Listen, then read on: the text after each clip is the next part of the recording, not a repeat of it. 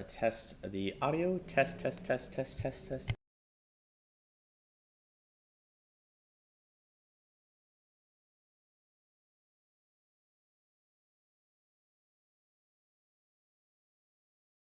And now to test the game audio.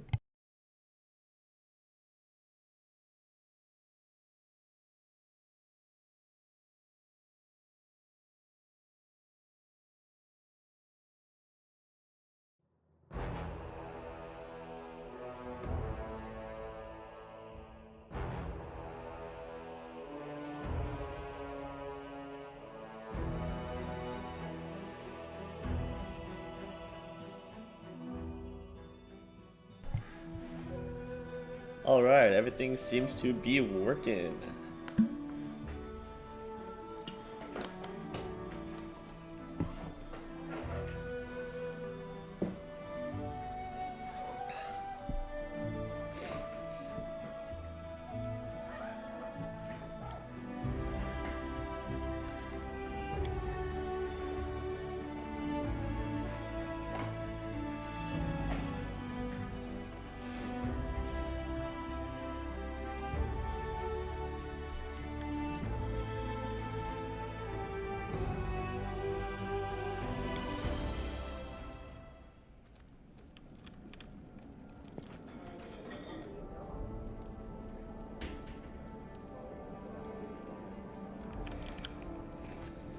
I'll go ahead.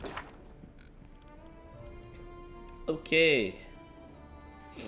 So, we have only a couple days until the next stuff happens. And so, because of that, we're going to spend some time taking care of some companion quests. So...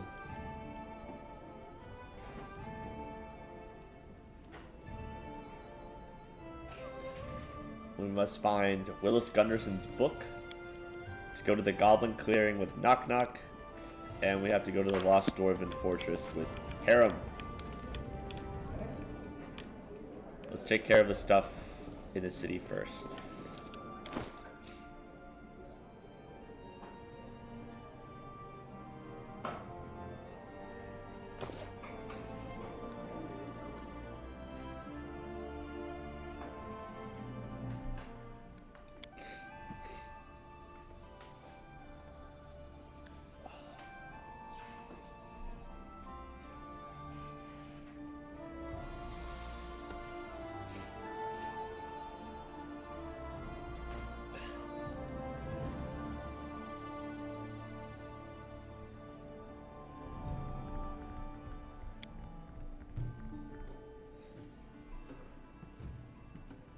Load, load, load, load, load, load, load.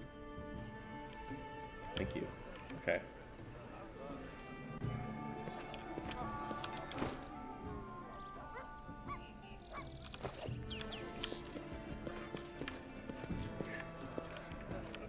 Look at that, we got goblins running around. Oh, cool. Someone's gotta have this book, guys. The path is clear.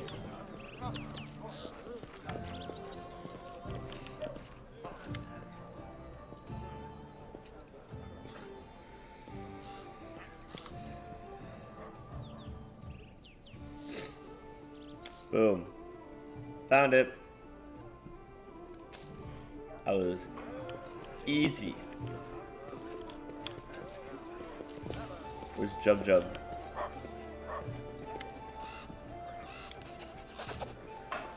It's a good thing I'm not a follower of Shellen, or I'd throw this thing in the fire right now and draw with the deity's wrath. Just look at this language. Shivering, the clang to my shoulder and whispered, Willis, you are my only hope. Only your well-developed adventuring skills, your daring mind, merciless eloquence, and shameless courage can save a poor girl like me. But I digress. We need something that's 5th and 10. Obviously, it's about the 5th adventure from this book. The name of the chapter is In the Corner of the Tavern. Sounds like a place, but which tavern is it? The nearest one? And who or what should we look for there? Wait. We know the place, the tavern, and a number, 24. You reasonably assume that 24 is the day of the month. We have a time and place. I propose that we meet at the Capital Tavern on the next 24th and see what happens. Ooh. We did it. What day is it right now? It is the 13th. We have a long time.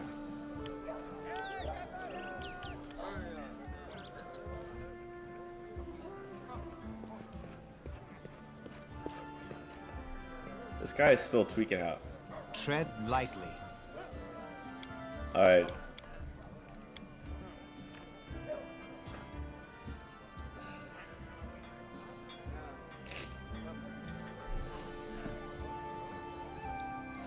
Hello to everyone watching, whether you're live or recorded after. Hope you're having a wonderful morning, afternoon, evening, nighttime, whenever it is, wherever you are.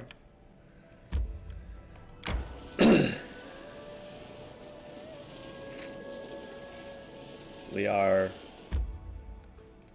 finishing up some companion quests before we get invited to go to Pitax, because I don't think we've been invited yet. So we still got stuff to do.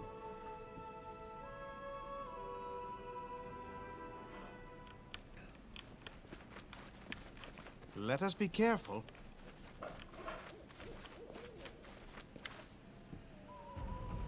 Ugh. Knock Knock looks around, uncertain. You don't see anyone, and no goblin shapes about, and no sign of a goblin camp either. Something feels wrong. There's a strange feel in the air, and that hint of sulfur, like you smell on Knock Knock's cap in the throne room.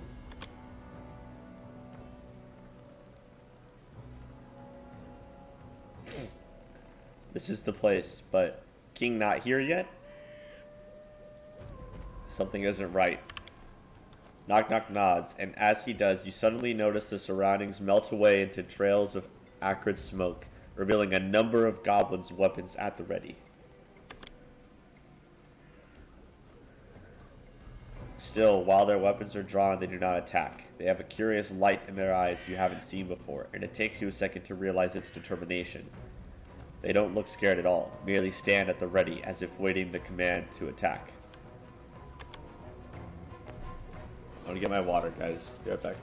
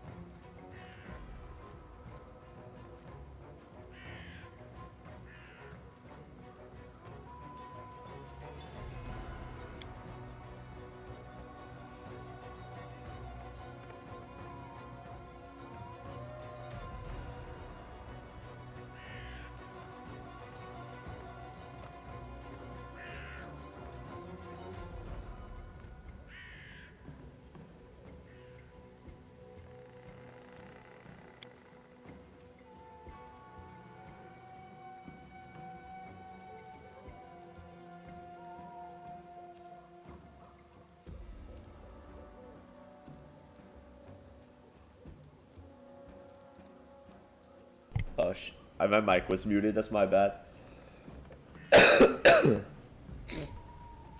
My bad, guys.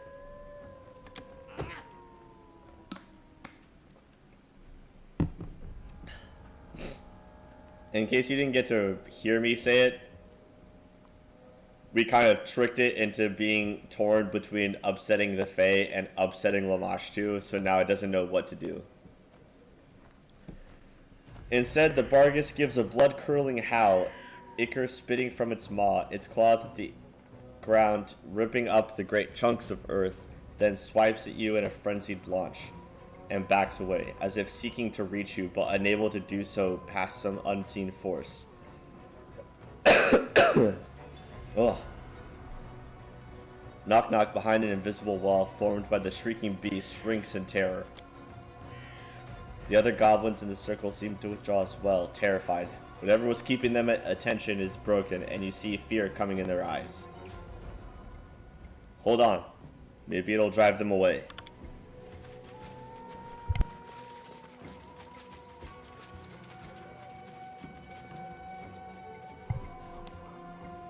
Ugh. As the Bargus howls in frustration, the creature, first one, then another, begin to run, and then all of them rout, just desperate to get away from the mad creature. Oh, sorry guys.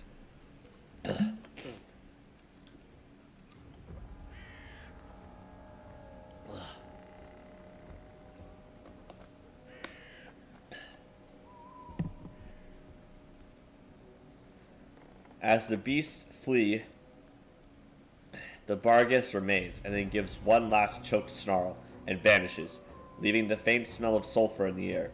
You suspect that his failure will likely not end well for him no matter where he returns to. But for now, the clearing is silent, except for you and Knock Knock.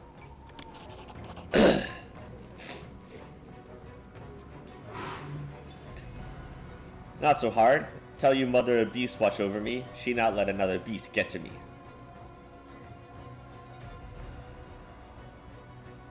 It looks like we're done here, and looks like we've scattered another potential threat to the kingdom. Still, would like to speak with you later. Need something.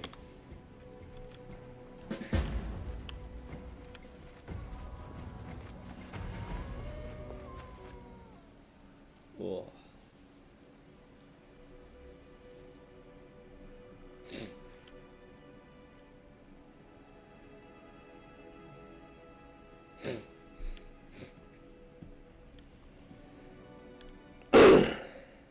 Ugh.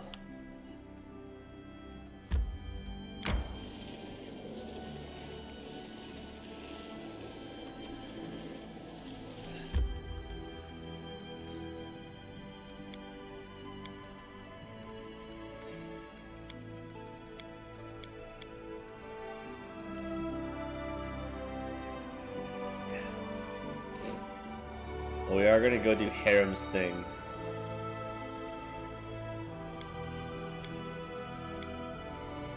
So let's do that.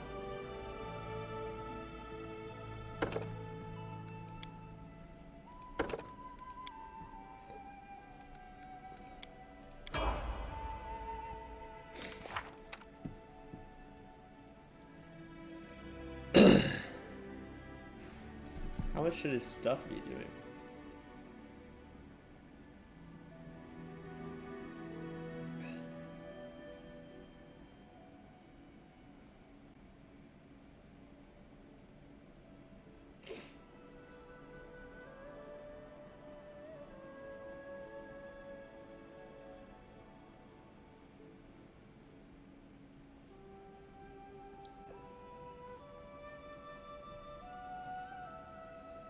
I don't think his fists upgrade like a monks do.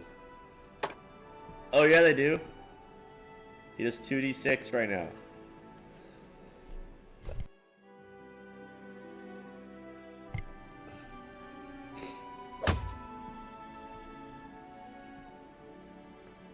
This is 12 to 17. Oh.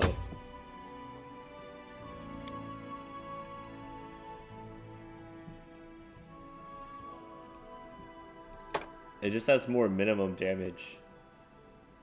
2d6 plus 6 bludgeoning. 1d6 plus 11. Okay, yeah. Alright. 11 is better.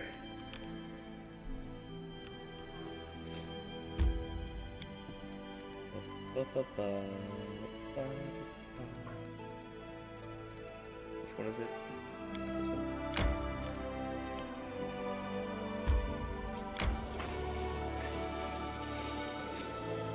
Here we go.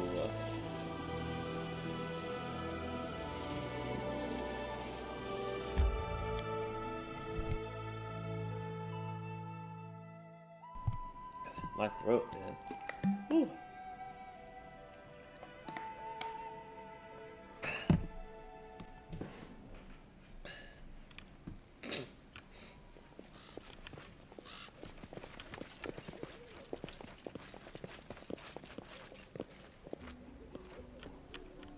Oh my. Enemy near.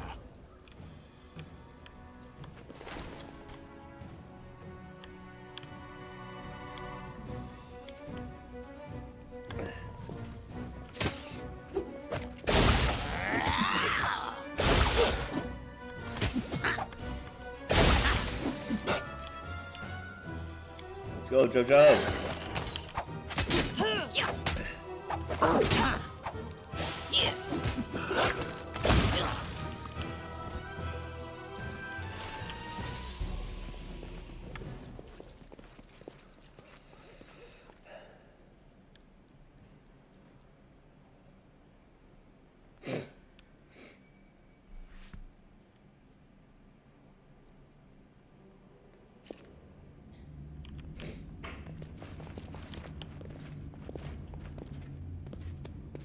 The path is clear.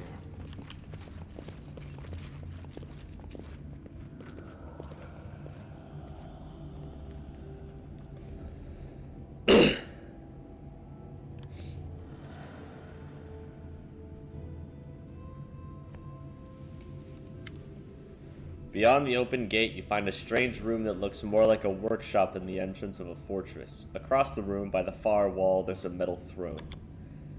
In front of it, Jarmold Skege, who you know well, in one hand he holds a steel scepter, and in the other, a sacred symbol of Torak. The paladin's face is ghastly, and he's barely breathing. You're here. Help me overcome these golems. I took the scepter from the empty throne over there, but it seems my command over the golem is lacking. If I lose control over the golems, we'll all die. Have to help.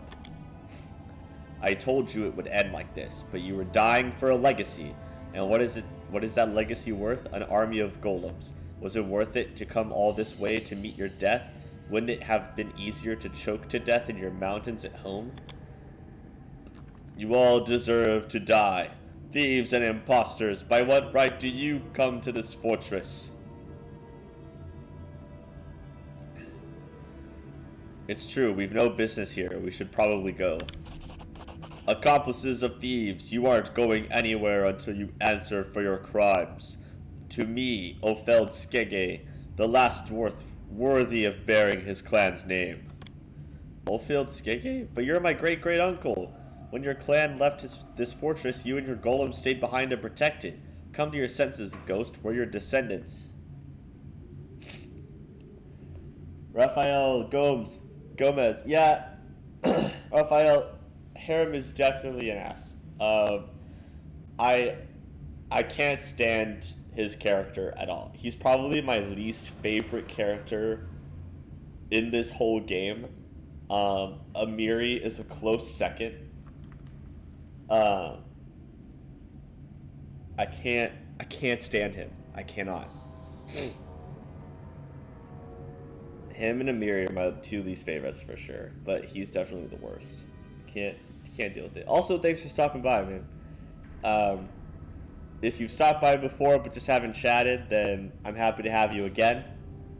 So, you are no one. The real Skege would have never abandoned their creation. Those who left forever lost the right to bear this proud name. And you have the nerve to come here, to this fortress, which was built from the blood and sweat of your grandparents and abandoned by your unworthy fathers? Ha!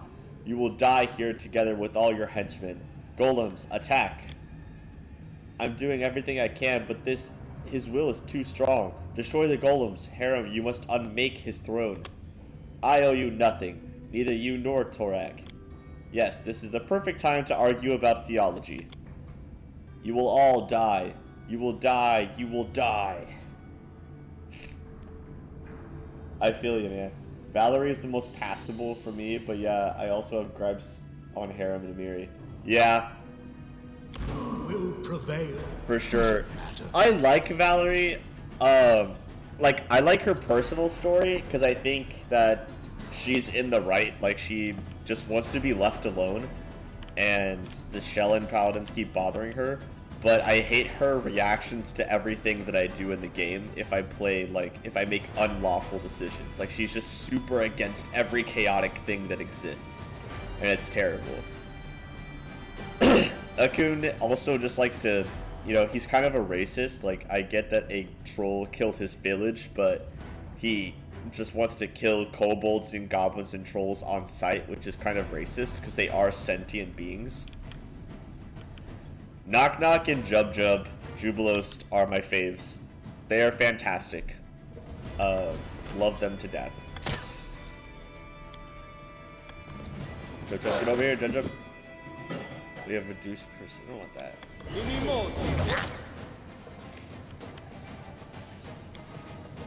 Gotta kill it with acid. And I can't really do much to constructs because I'm an enchant. I'm an enchanter.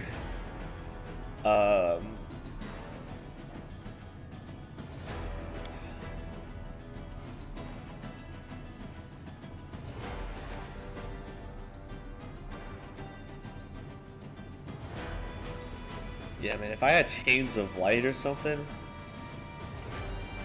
I could really do something, but...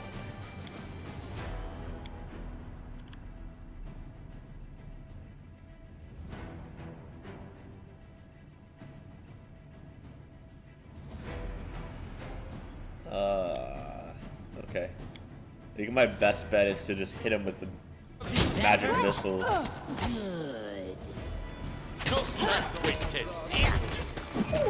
Magic missiles don't work. Okay, good to know. Good to know. I will slow them down with my ring. Is it my ring that does that? I'm not even wearing a ring that does that.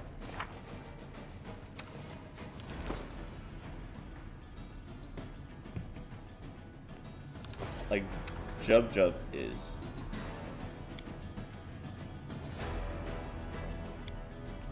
I still have the power, though. That's weird.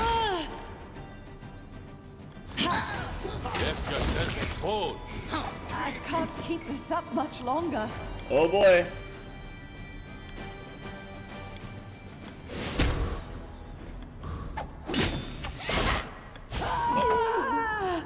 Really, Valerie? You died?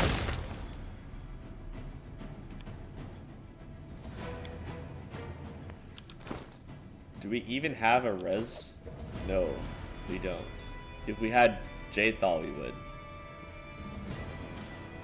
That's awesome. Those golems ain't playing. They killed Valerie. Come on, man. That's just rude. I should have buffed. Alright, we're gonna come back and I'm gonna buff people. I should have done that. That was my bad. I honestly didn't think they would be that hard. But I was wrong. But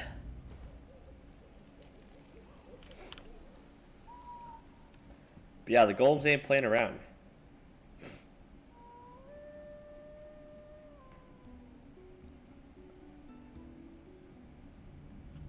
Okay, let's Sorry, was lost in thought. Do you even have, you don't even have all your spells like loaded up, do you? Look at that. We haven't done anything with you, dude. Big yikes. Okay. None of your stuff is organized. Just don't Amronda care. gratior. Amronda gratior.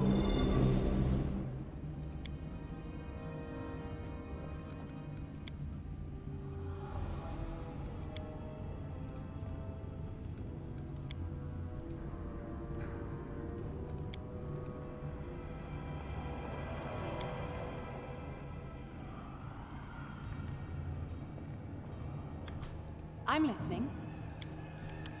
Pfft. So, any brilliant ideas? The road awaits.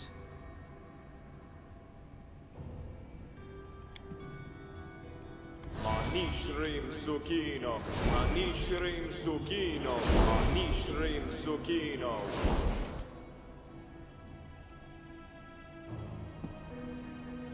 Na hey Kurama.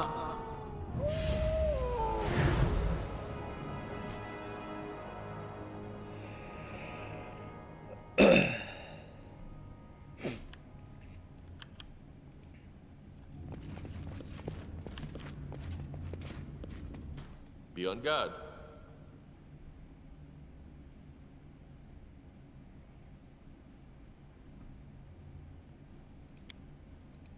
Inimosi Travisi.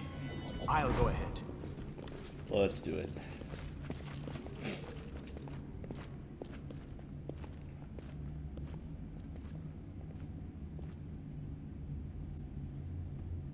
Now we're ready. Now we're ready to take these on.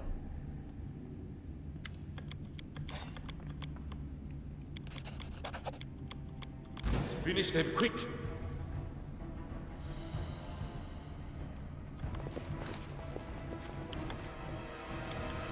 Inimosi.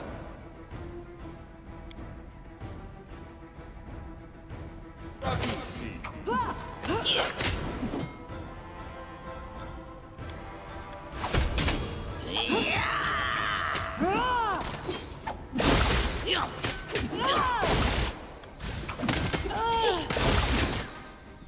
I can't keep this up much longer. Valerie. Bro.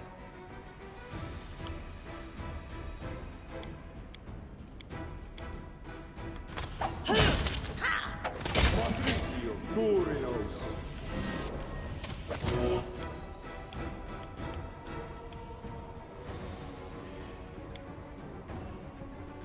Uh-oh. Spell not working.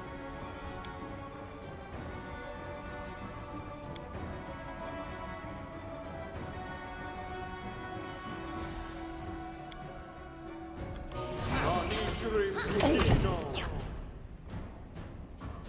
Oh, shoot.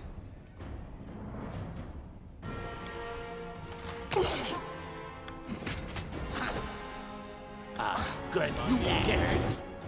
Good. Sukino.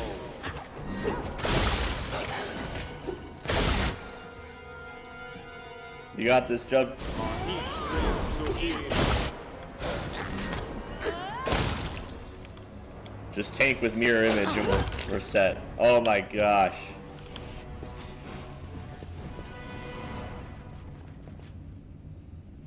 Oh, man. Vandals. Have you any idea how much I spent creating them? The steel scepter falls from Jarmul's hand with a loud clang. The paladin's head falls to his chest helplessly. He isn't breathing. Holy warrior, may Torag lay your soul to rest. The imposter is dead, but I, the last Gege, am helpless against you visitors. Are you going to destroy me, or can we make peace? Look, even long-dead dwarves keep dragging me into their business. So what are we gonna do? Let the ghost live?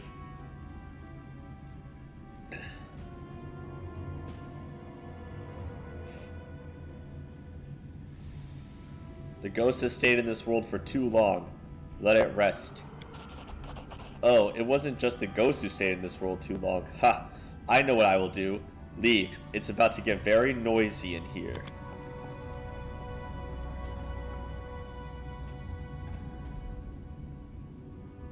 Harem puts his palm on the stone wall, and you feel a vibration coming from the very depths of the ground. Get out, quickly! We hasty. We zoom in. We got through it that time! Yay!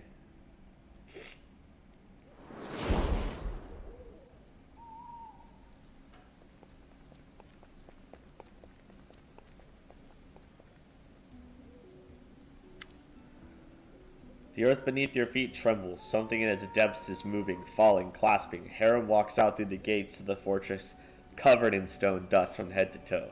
As he comes to a halt, the ceiling behind him crumbles and falls. It is done. Let us go. I've just realized something, Atlas. Something very important, but I need to ponder it further. Let's talk about this later, after we return from the capital.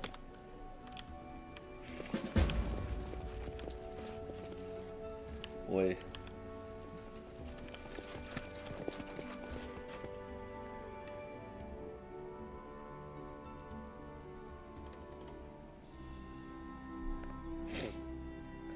I've never seen that option. I've always told him to just like leave it alone. In past playthroughs. But watching him destroy the whole fortress was kind of cool. Oh boy, we're ready.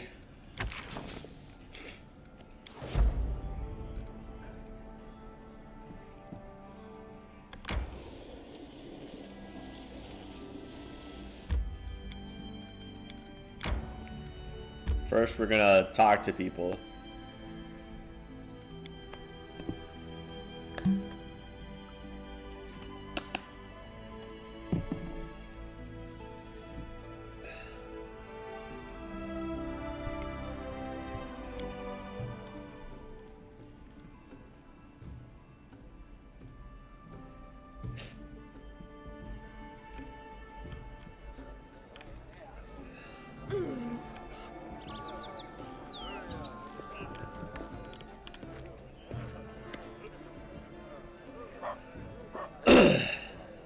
Knock knock, is something wrong?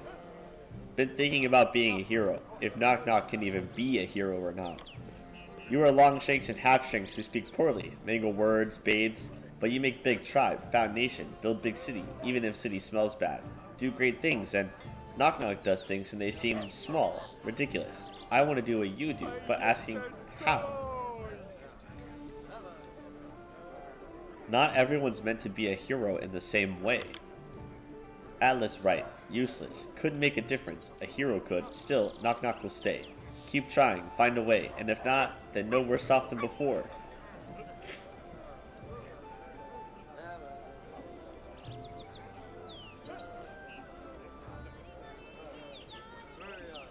Get some sleep, have some food, there'll be dangers ahead to take your mind off things. You want something else?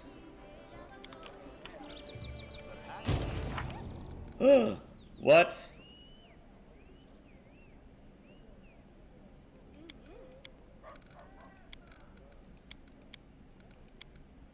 Oh, so that failed.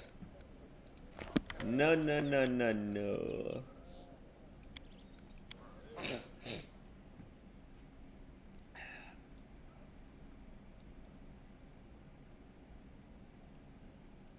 I was trying to reassure him. I thought that, you know, people could be different heroes.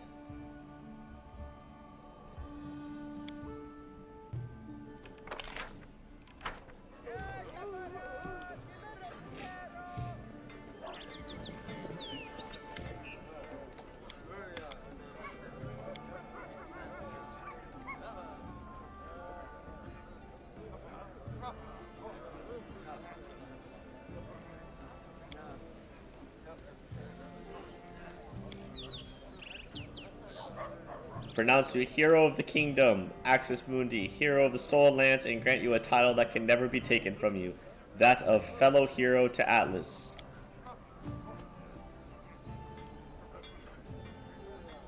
I'll let you sort that one out on your own.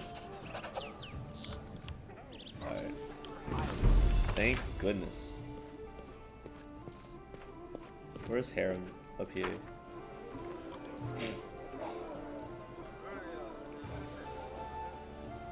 Damn, what were you supposed to tell him? There, you just have to like make him an actual hero, like officially, I think is the thing. It is over, yes. I thought I was free from my past burdens when I accepted Grotus' truths into my heart. But it is only now that I have become truly free. Atlas, do you know what dwarven creation has long begged to be destroyed? My connection to the 5 Kings Mountains and to Torag. Hatred, resentment, some scraps of a sense of duty. All this time I've been carrying such rubbish in my soul. It's the first thing that must be burned.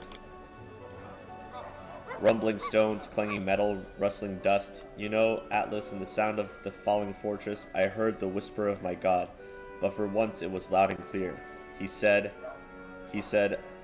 oh, if only I could put the revelation into words. If only you knew what I have seen. If only you could imagine. All this is no coincidence, Atlas. Our meeting, our battles, our future death. I may never be able to share all this wisdom with you, but I'll tell you one thing now. The gods themselves brought us together.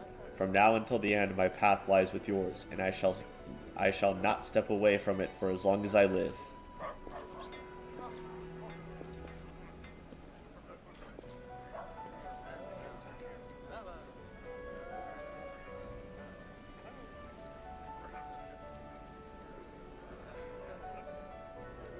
I don't care about the Skege and their arguments, but I'm glad you got something out of this. Mortals are stupid, ridiculous, and pathetic. This is true for the Skege and for me and you as well. But sometimes a lesson can be learned from their swarming, a shadow of a higher truth in earthly dust. The fortress, the Skege, they are just pinches of ashes cast over the abyss. Their fate means nothing. All that matters is what I've just realized, seen. No, I can't explain it. I can't pronounce the words of the truth, though they may be imprinted forever in my soul. But you were the one who brought me this revelation and this insight. And so long as my feeble flesh and exhausted mind still serve me, you have my gratitude.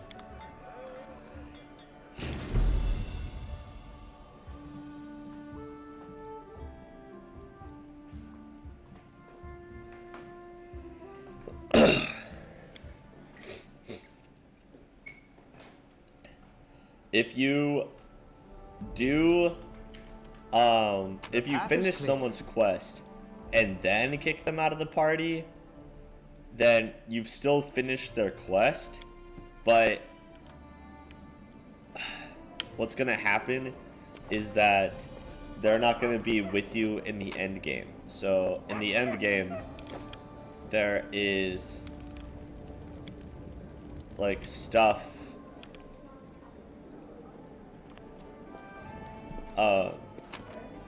that you get to deal with your companions specifically, and they won't be there if you kick them out, so you won't have them in the end game part to help you out.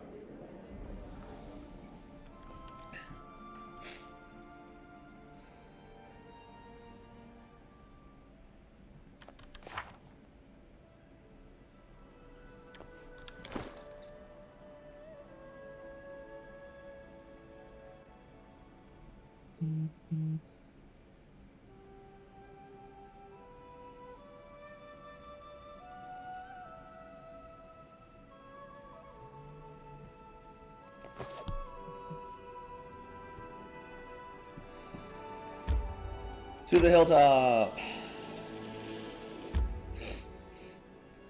Does that affect? Oh, for real? I've been playing with a full party of mercenaries.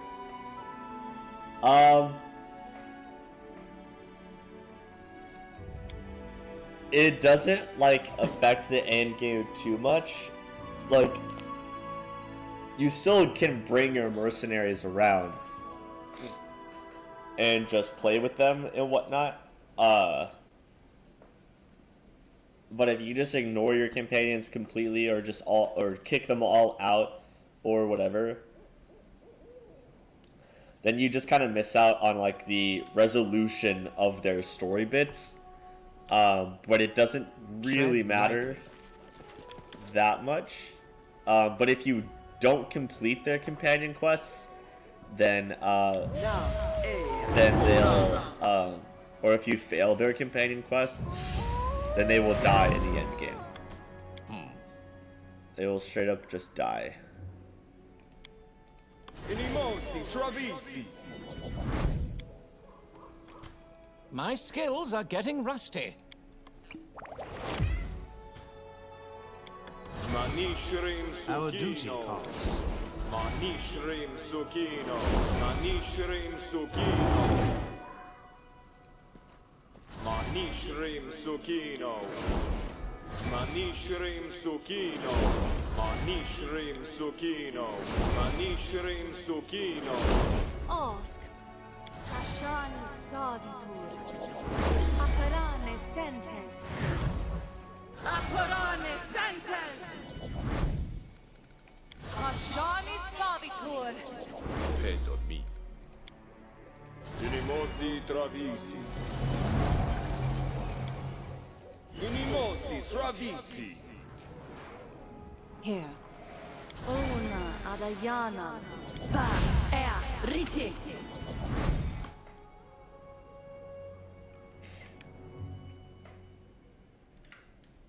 Yeah. So like combat wise, you'll be fine. It's just like you have to deal with the story repercussions of just not caring about any of the story NPCs. Let us be careful. But that's up to you. I hate these things. I'm gonna send our undead at it. Send the undead at it. Unworthy.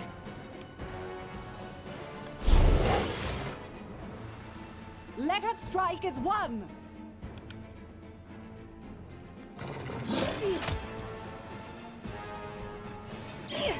Not used to lighting enemies on fire first.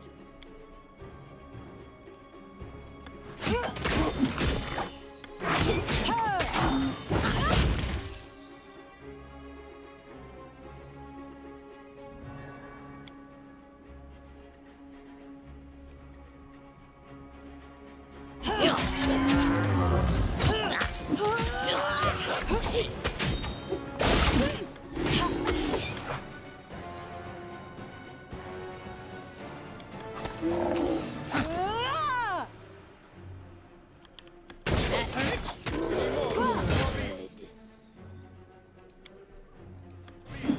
Good.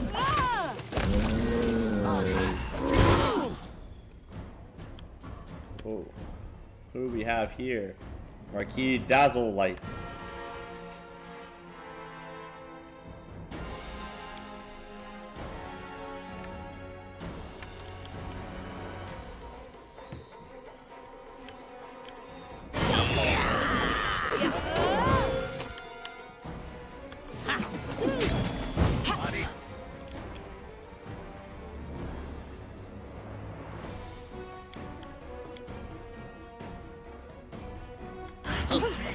Can't be over.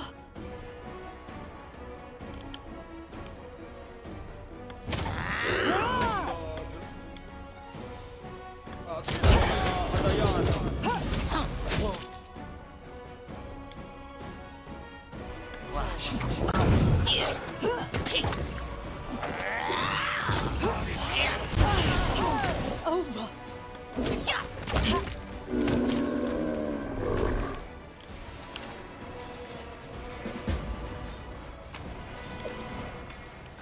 A diamond. That's a big root, baby.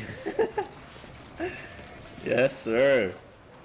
Yeah, those swarms for those guys are terrible because they do lots of damage and they also drain your stats, which can just kill you super quickly. So I sent my undead Jathal and her corpse companion at them so that we didn't take any ability damage because screw that. But I'm pretty sure that was like the last attack. Pretty sure that was the last one. If I'm not mistaken.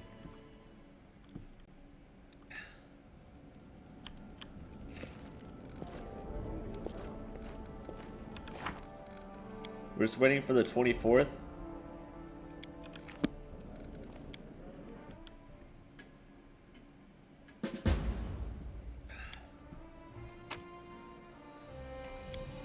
for Jub's questage. Swarms are straight nasty at every moment of the game. Yeah, they are. Spider swarms, bad.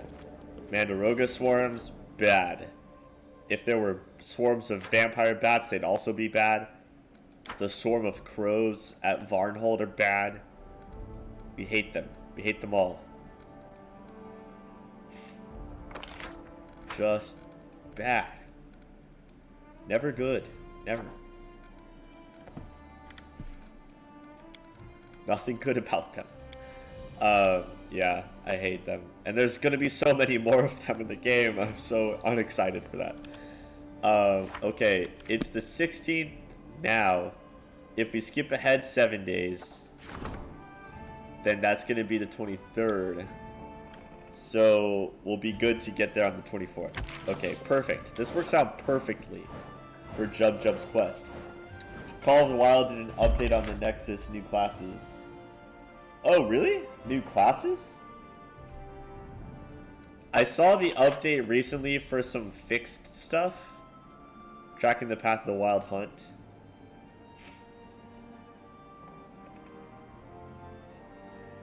Cool. I saw that they did some I saw some I don't know, typo fix stuff and some fixes of some of the stuff, but I didn't see stuff about new classes, so I'd be curious to see what that is. Alright, what classes? July 14th? Let me see.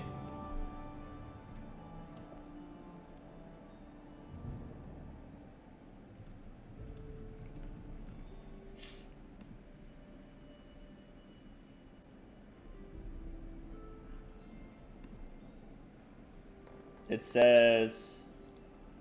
No, all it says is that they fixed the kineticist favored class damage bonus. I don't think they added classes. Because the last time they added classes, if you look at the change logs, the last time they added classes was several updates ago. And they added a thing to it. But maybe it's been a while since you've been on? Maybe that's why? Also, MY2 Cent, happy to have you here, man. Glad you're here. Cool to have ya. Cool to have ya.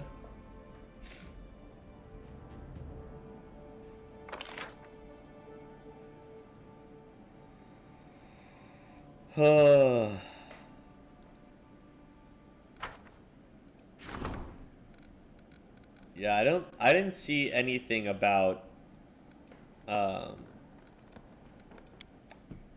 several new classes recently.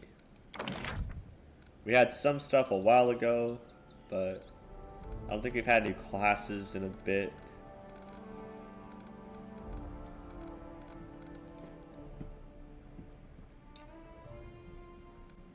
Alright.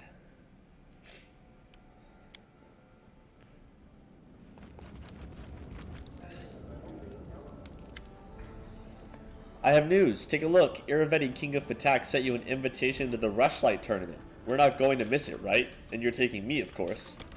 All the high society of Pitax will be there, including people from the academy. Maybe even Headmaster Atalia Gutierrez. I'd love to see her face when she hears about the book Professor Eobold is writing with me.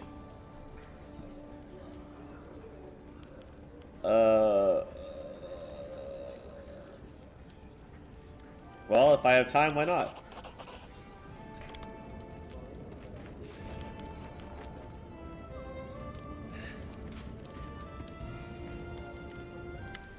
Chief, we need to talk. There's a problem in our army. The mages and warriors have been challenging one another to find out who's tougher. The competition is worse than it was when you came to power. Today I had to stop a knife fight. Sooner or later, blood will spill and someone will die. I can always feel death in the air.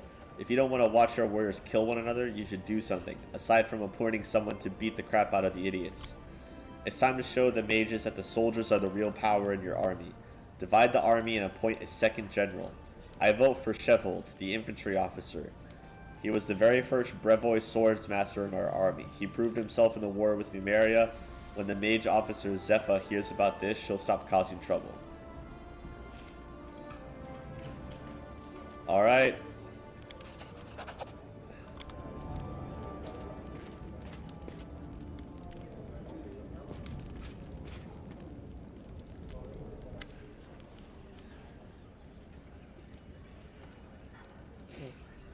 Your Highness, there is something transpiring outside the city. You may want to go yourself. It seems your goblin ally has been industrious again and fashioned some sort of something. It may be best you go see for yourself.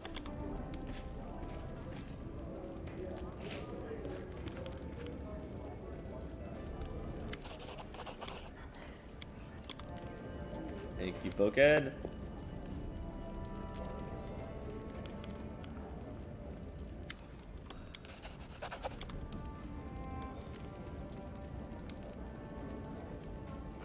Irovetti, king of Pitax, invited our king to a tournament. But why? A demonstration of neighborly amiability, perhaps? Unlikely. The ruler of Pitax was renowned for his devious guile. I shall not fail. What do we got here? +5 greater flaming bleed. Whoa, that's a lot. That is a lot. Hold up.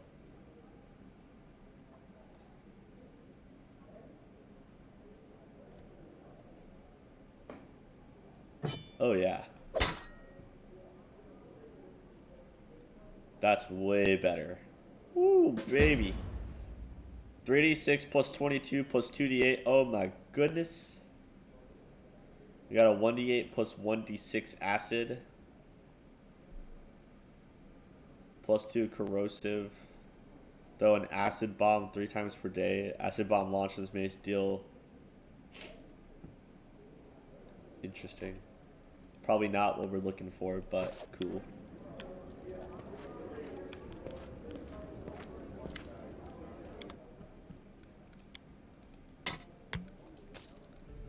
I will happily take the money.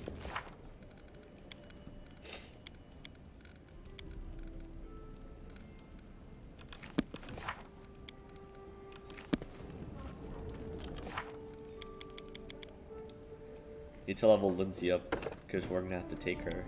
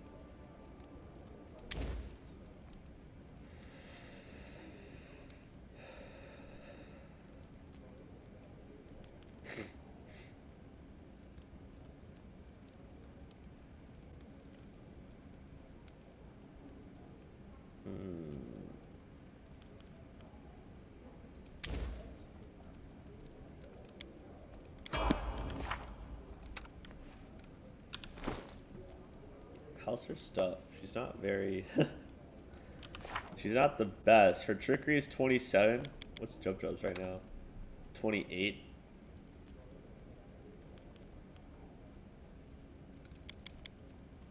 It's not that big of a difference.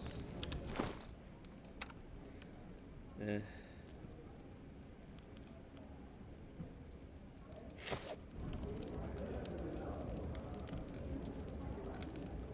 What time is it? If I sleep for 8 hours. Let's just level up everyone.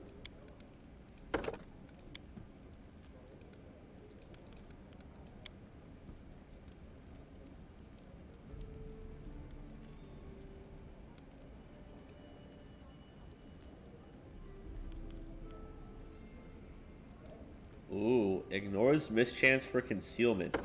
Heck yes.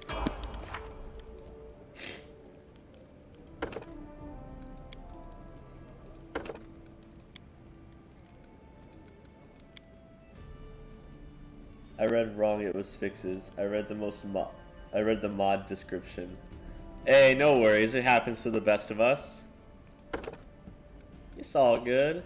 That would have been really exciting though. I don't know, like, the only other classes they could add at this point is like the gunslinger stuff, which you just can't do.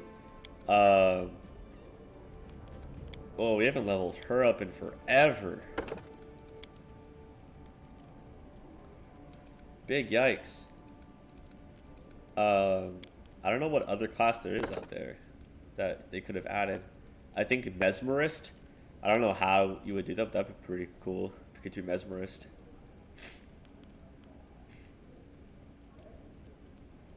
I would love to play as a Mesmerist.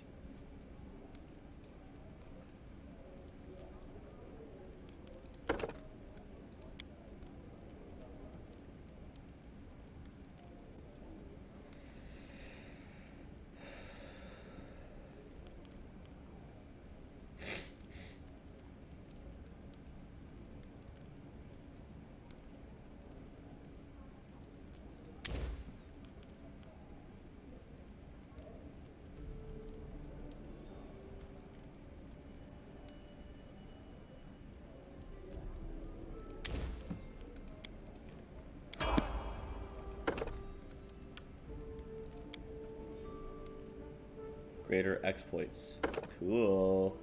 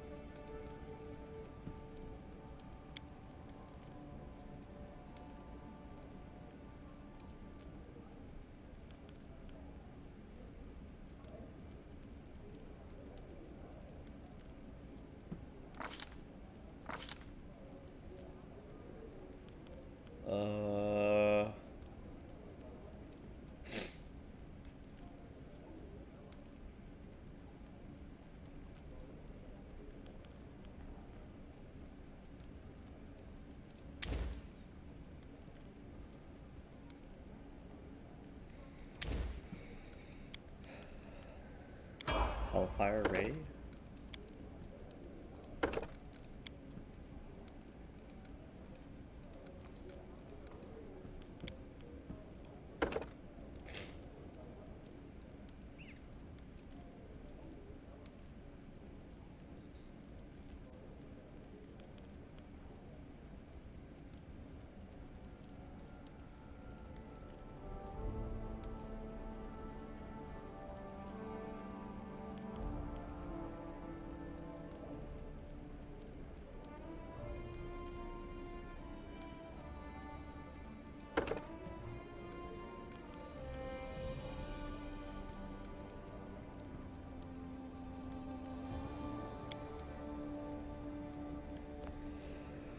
Whoa.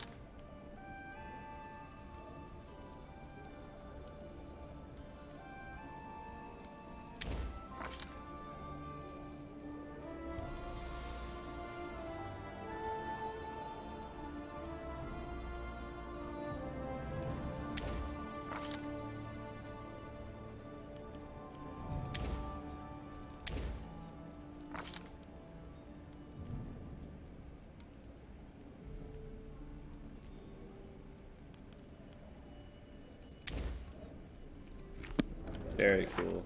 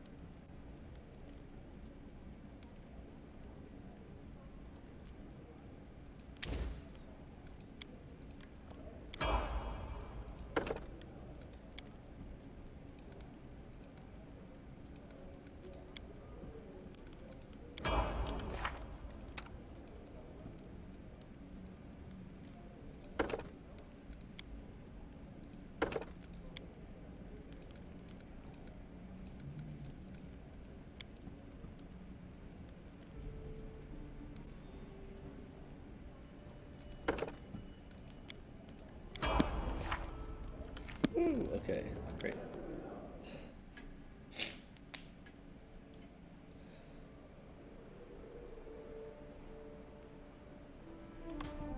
Is it the 24th?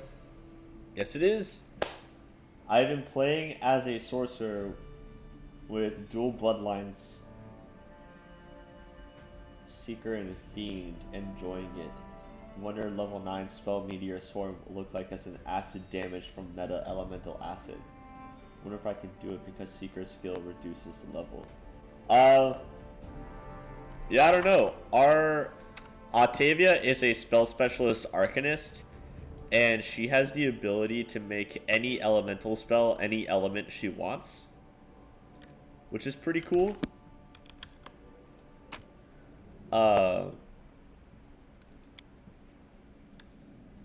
So, you know, I can try to show you what it looks like.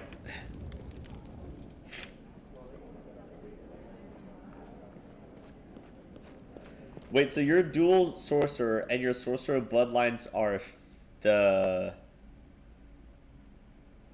your Fiend and what else? Seeker? What is the Seeker bloodline? So like, is Fiend like your demon or devil? Is it the Abyss or the Infernal?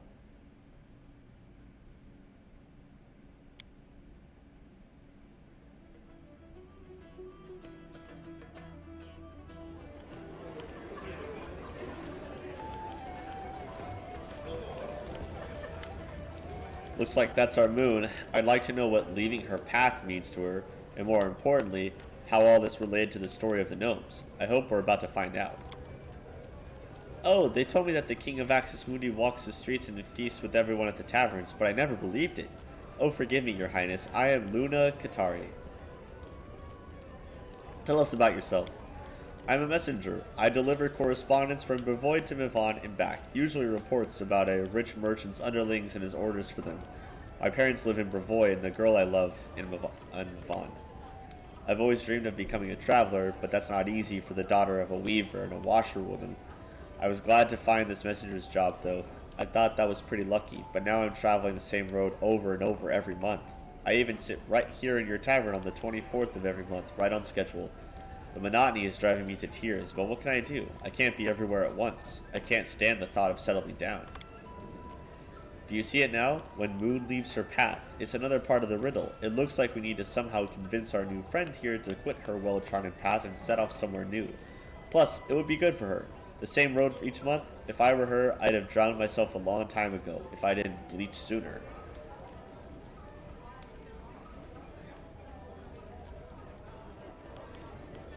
Message retracted?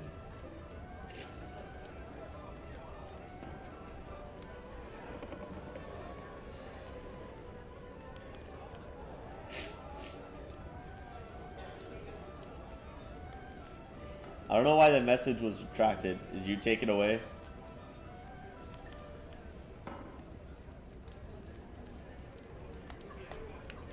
I don't know. If this life troubles you, something should be changed. Your family and friends want you happy, not exhausted and hating your existence. You speak with such confidence.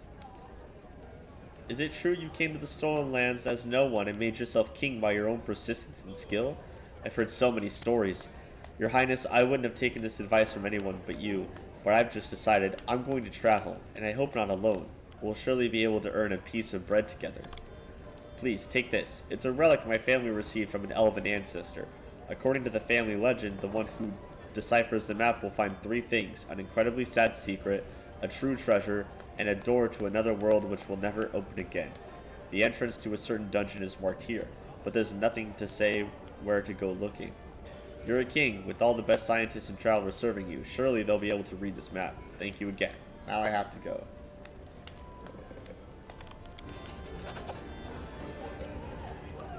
Yeah, I got to look at this before I comment. Okay, gotcha.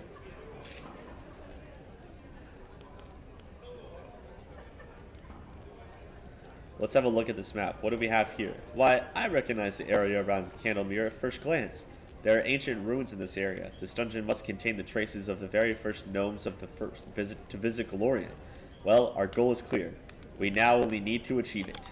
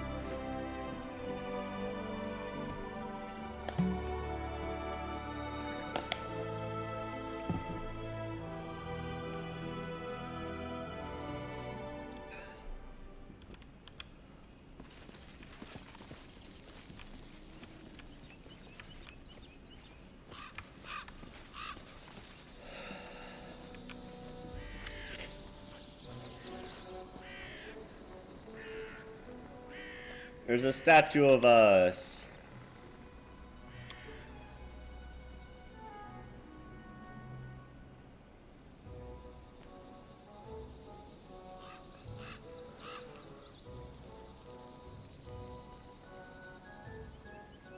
What is this? Two heroes, me, big hero, with other smaller big hero, you. Both of us, heroes together. All heroes have statues, but no inscriptions, words. I like it. Of course you like it, it's perfect. Even got height right.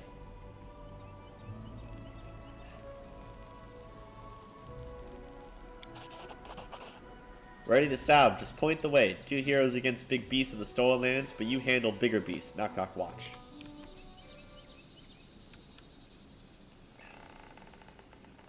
Aww.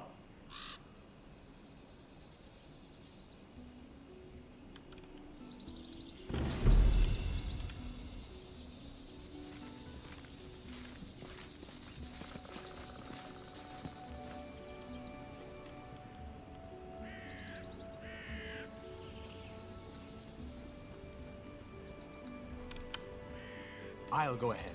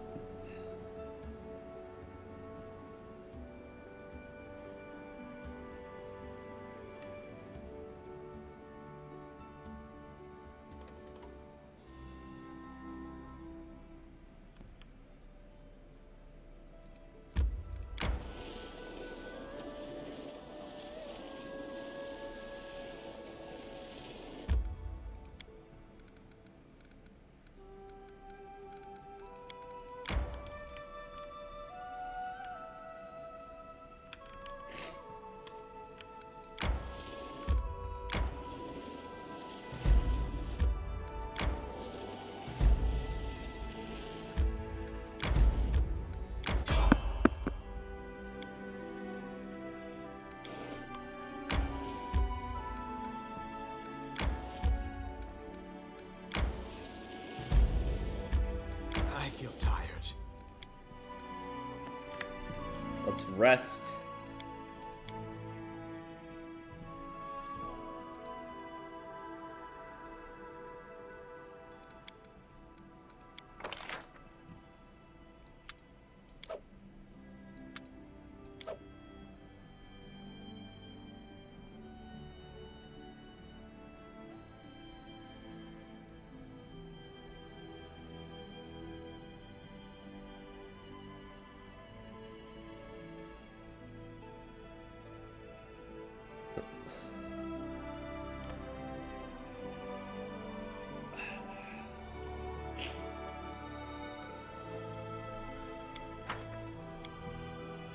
You are incredibly boring.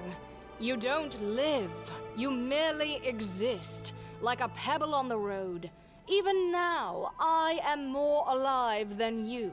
I enjoy every moment of my existence. The world is unfair. Otherwise, you'd suffer every moment of your existence. Ooh.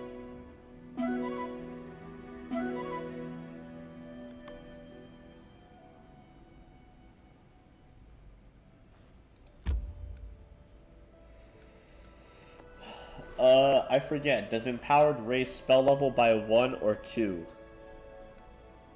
That's a good question.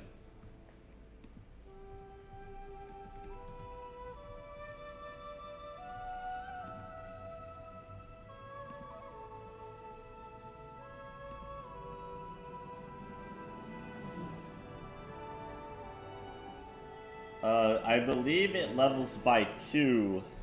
And then maximized, I think, raises it by 3. I'll be right back.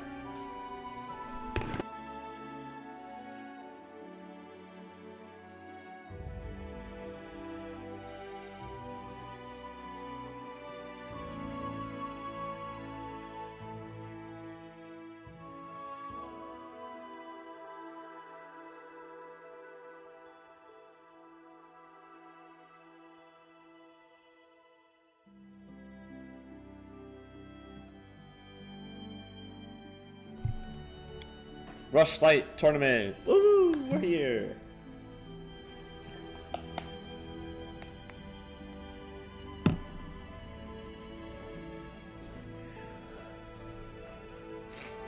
Oh no! Oh no! Shoot. Shoot, I forgot to bring Lindsay. Oh no. Oh no, no, no, no, no, no, no.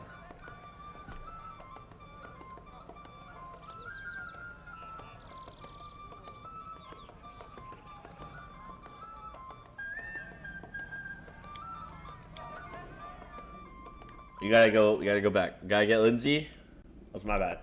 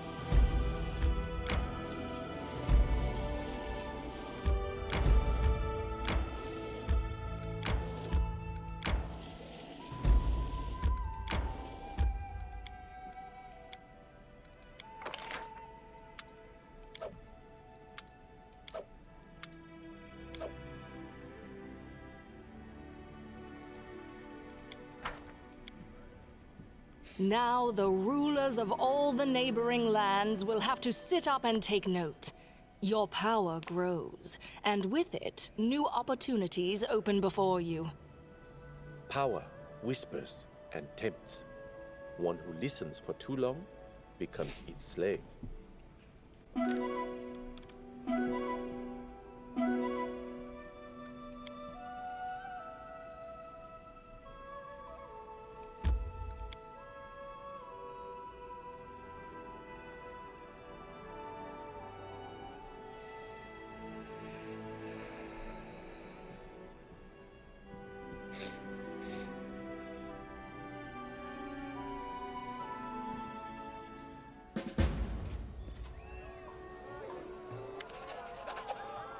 King Irovetti greets you personally. The bulky Kellid is broad-shouldered and looks to be somewhere around 50 years of age. His golden crown sits on long, greasy hair above a heavily powdered face covered in bristle, and his expensive doublet is stained with oily spots. He guffaws as he squeezes you in a bear hug, enveloping you in a mixed sense of sweet wine and expensive perfume. Sweat, wine, and expensive perfume.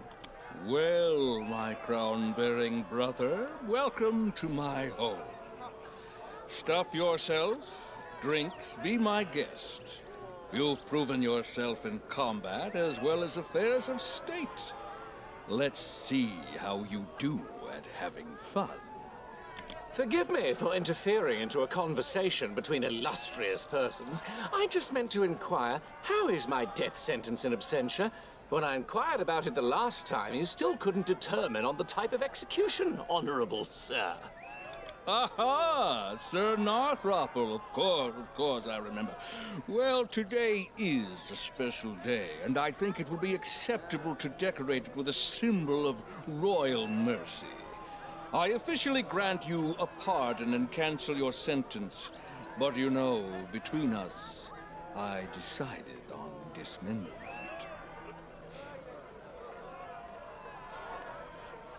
I'm happy to finally meet you.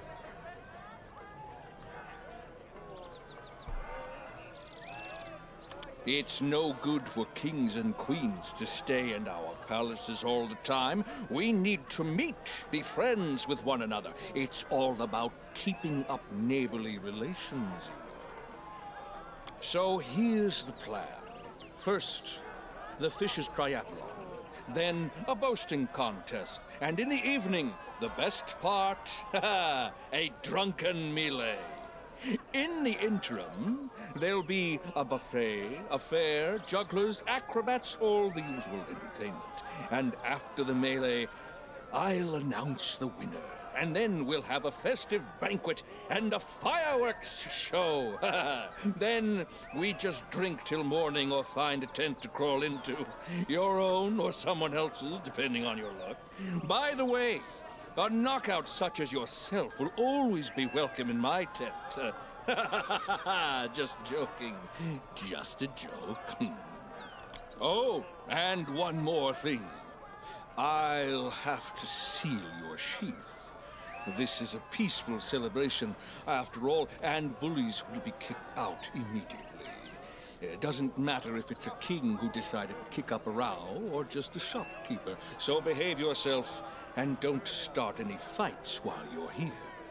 Well, I have to go. If you need anything, talk to Nunzio Arpaia. He's my master of ceremonies, so he's responsible for organizing this mess. Have fun. What a snake. What a slimy, slimy snake that guy is. I'll go ahead.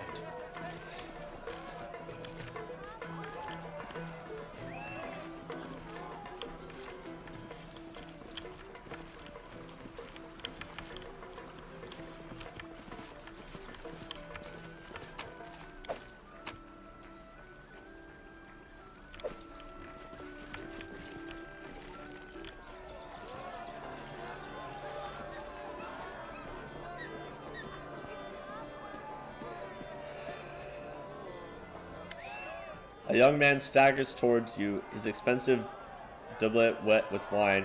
As he passes, he brushes shoulders with you and starts yelling, his breath rank with alcohol. Watch yourself. Who do you think you are, pig? You tramped on my foot and ruined my doublet. I demand satisfaction. Why, is that enemy Bellavara herself over there? And it looks like she's calling you. What, really? Where? Oh, how do I look? Quickly now. I'm all right? Whew, good. Enemy, my joy, I'll be right there.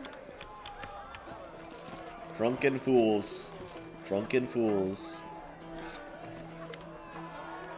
What? Who are you? Oh, is it your Royal Highness? Forgive me. I didn't recognize you. An honor. Truly, a huge honor. I'm Carne Viril, a simple salesman.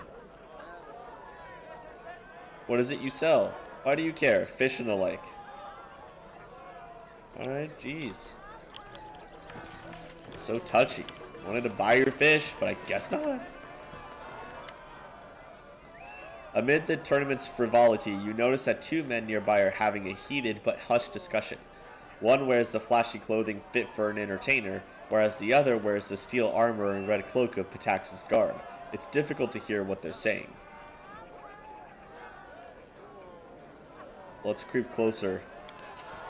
Although the two huddle near one another, their voices only occasionally rising above the ambient laughter and music, you are able to overhear the rest of their conversation. I don't know quite what you're up to, Imar, but I know that look. You're planning something dangerous. This isn't the time. You know he's become harsher about... Well, sorry guys.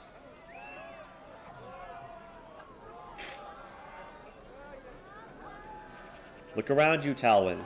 The celebration is just more blood and sport to cover up the ongoing troubles, and we've both helped shepherd it along. This isn't the future we had planned for, but it's the only one fates have dealt. Can we really stand by? You know how harsh justice is these days. I've seen it with my own eyes, and it would crush me to see noble intentions harming good people, especially like you. I appreciate those feelings, I do.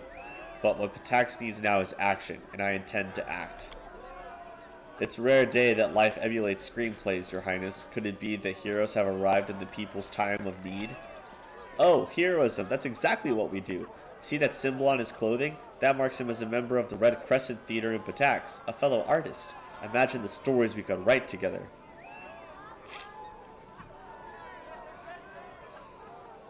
What seems to be the problem? I first arrived here 5 years ago, answering King Irovetti's call for artists and actors to make Pitax a new crucible for the arts. Admittedly, the king dedicated plenty of money to building new theaters and schools. Art only thrives, though, when there are visitors and patrons to pay for it. And that's where Irovetti has failed. The Pitax River is our lifeline, connecting us to the outside world.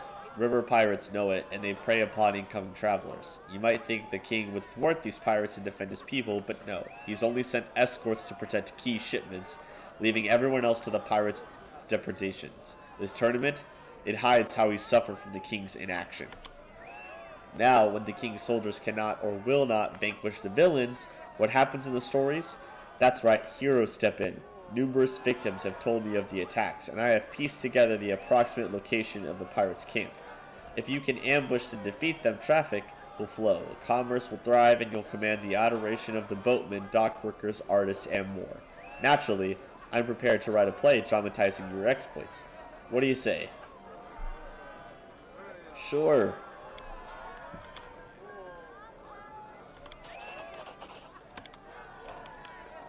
The path is clear.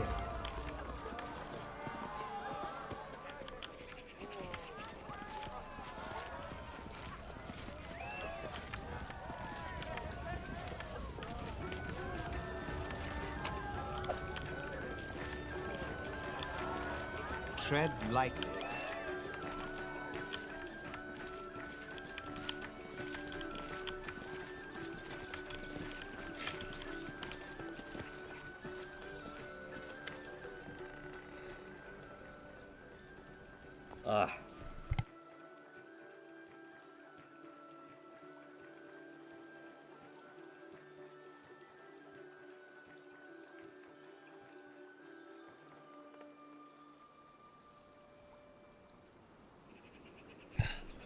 Several concerned dock workers crowd around a finely dressed half-elf who listens to the workers with imperious dignity.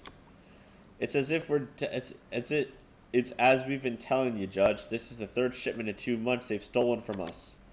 Can't keep that up. Doesn't matter how good the last year's business has been. No cargo means no pay, and no pay means no new shipments.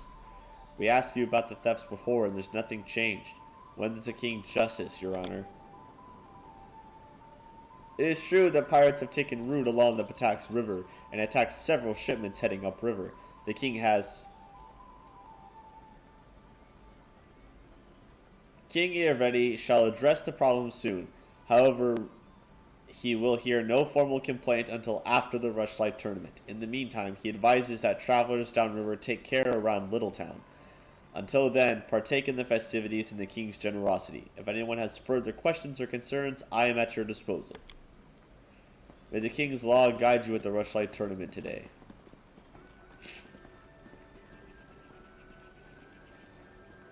I overheard you talking about stolen shipments. Is there a problem? Ah, yes, that. An outbreak of river piracy has caused some consternation among the citizens. Simply avoid or exercise caution in your little town in the meantime. Perhaps Pitax would benefit from somebody who has a history of vanquishing bandits. Let us be clear, Pitax's armed forces are entirely capable of handling these criminals. There's no need for would-be heroes or aspiring vigilantes to get involved, much less forward interests. I recommend enjoying the rest of the festival. I can understand his reluctance to allow foreigners to meddle in the kingdom's affairs. What I cannot understand is such blatant negligence of justice and the safety of his subjects. Yeah, he's pretty shitty. Pretty shitty of him.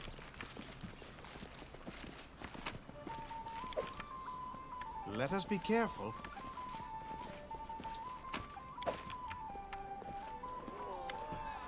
A traitor. What do you have?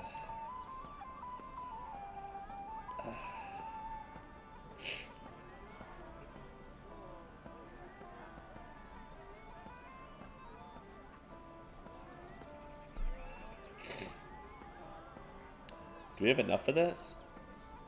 Yeah, we do. I want that. Thank you.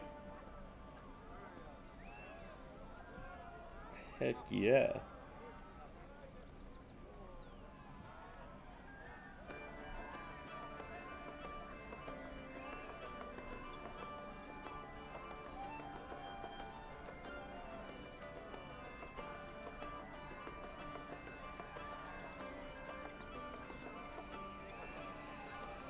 I will take that.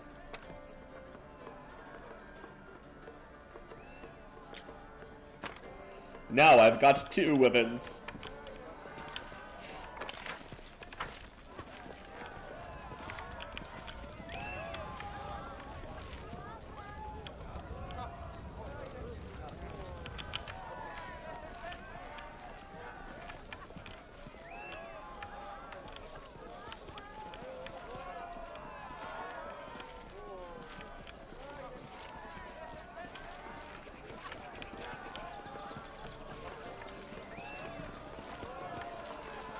This is not the way it works. It's just not my lucky day.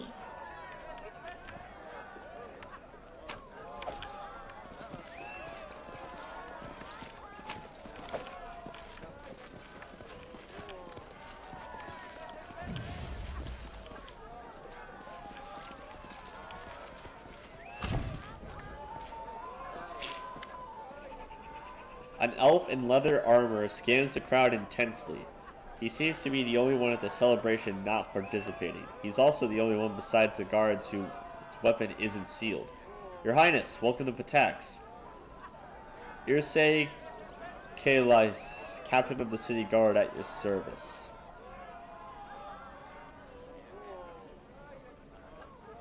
You don't seem to be enjoying the celebration.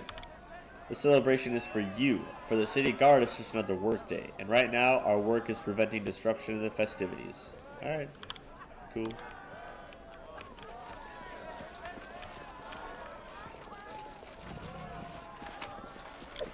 The path is clear.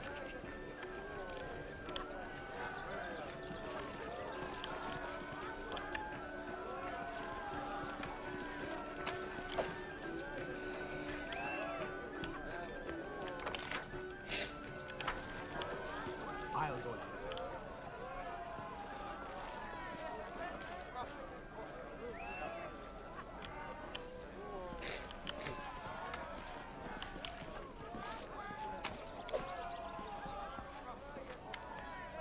My regards, King Atlas.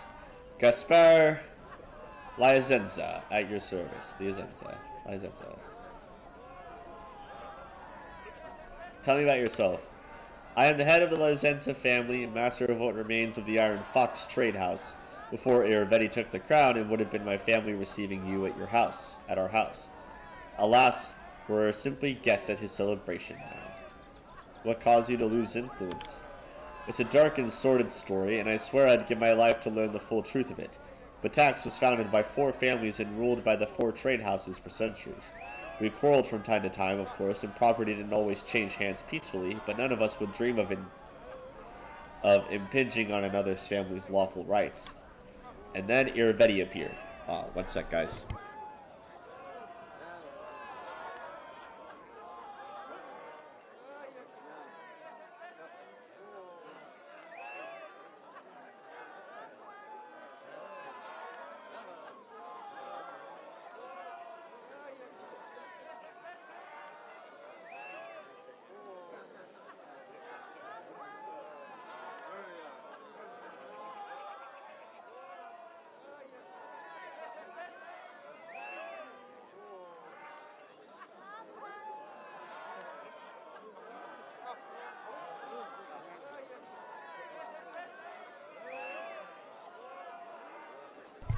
I have muffins.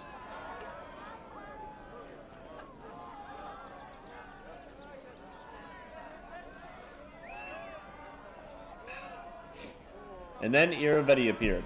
We underestimated him, thought him nothing more than another adventurer like the thousands of others in the region.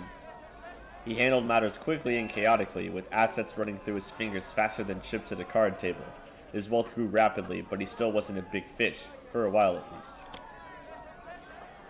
He invited representatives from all of the trade houses to play cards. No one really knows exactly what happened, but by morning he owned most of their assets, including the crown. They suspected a rigged game and sent representatives from the families to discuss the matter with him. And then a wave of disappearances rolled across the city. My brothers and the former kings of Pitax disappeared, along with many other honorable people. And Irovetti made it clear that the lives of the hostages would depend upon our obedience. He was king, and our wealth was power, and our wealth and power lay in ruins. That's a very sad story. Irovetti came in and shook things up.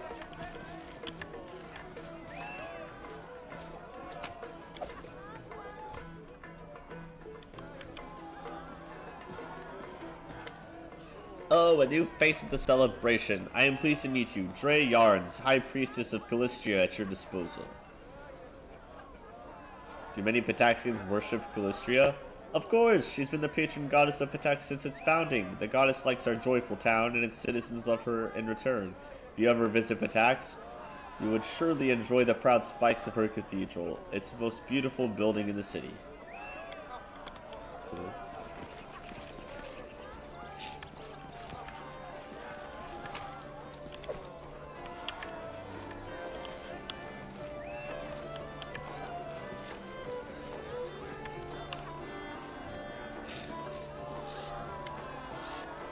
Greetings, Your Highness. I am Italia Gaterin, Headmaster of the Academy of Grand Arts. Welcome to the tournament. Is this your first time here? I'll be honest, I'm delighted to hear what you've done with Axis Mundi. Not so long ago, it was little more than a hole in the ground, but you've brought a real civilization. Bravo. Lindsay has some interesting news for you. Yes, Professor Eobold found refuge in our capital, and you know what? He's writing his memoirs of his time at the Academy. I'm sure it'll be an entertaining read for everyone in Pitax. No, all of Avestan. A book, you say? How brave of him. I hope he doesn't neglect to include the details of his dismissal. What details? What do you mean? Everybody kicked Professor Eobold out for just being too smart, didn't he? I'm sure that's exactly how he described it. They call him the insightful for a reason, after all. Anyway, forgive me, but I have no interest in discussing this topic further. If you'd like to exchange idle gossip, I'm sure you can find much more willing and interesting company here. I suspect you know who I'm referring to. Oh.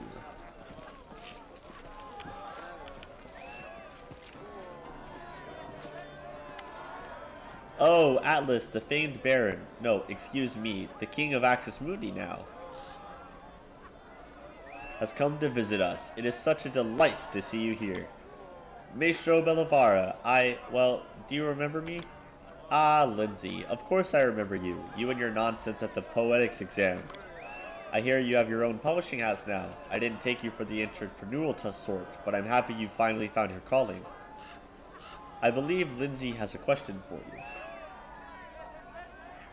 Good show. Thanks, man.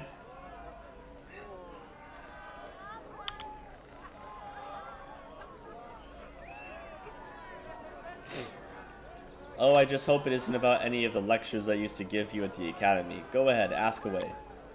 Sorry, but I really need to know the truth. Why did Irovetti kick Professor Eobold out of the academy? Oh yes, he did move to your kingdom, didn't he? I'm curious how he portrayed his dismissal. I bet it was something like a poem in 6 verses recounting the tale of a tyrant ousting a poor but honest scientist for telling the truth. The reality is much more mundane. Irovetti didn't fire Eobold. Italia did. And I have to give it to her. This time, unlike most times, she was completely right. What am I hearing? A respected scholar and author of so many books, articles, and memorandums lied? Unbelievable. This can't be. Why did Italia expel Eobold? Well, Eobold is a very fine teacher, of course, but he pays too much attention to how his favorite students perform in class and not enough to their extracurricular activities. Why worry if they steal a trinket here or there, or maybe rough someone up on occasion as long as their poetry and music are exemplary? Predictably, this led to a sad end. What was supposed to just be another innocent joke from one of his favorites, Alandi, led to someone's death. It was an accident, certainly. The kids just underestimated their own strength. Italia expelled the lot of them, and as always, Eobold went to stand up for them. But this time he discovered that her patience was not boundless. She blamed him, said that he'd let his troublemakers run wild, so he could get out of the academy along with them. She told him she won't tolerate any more bullying, even if coming from genius students. I understand it's odd to hear won't tolerate from Italia Gaterin, but that's what really happened. Terrence! Hey buddy! Glad to have you here, man. Glad to see ya. We're at the Rushlight Tournament.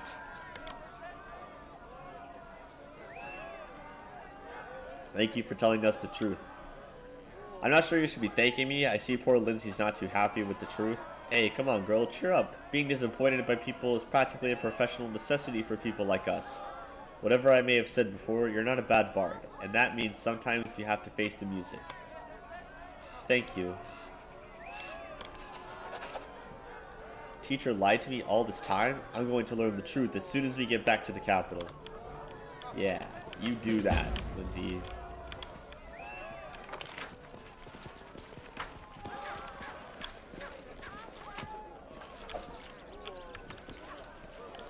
Let's head out. Hope you're doing well today, Therence.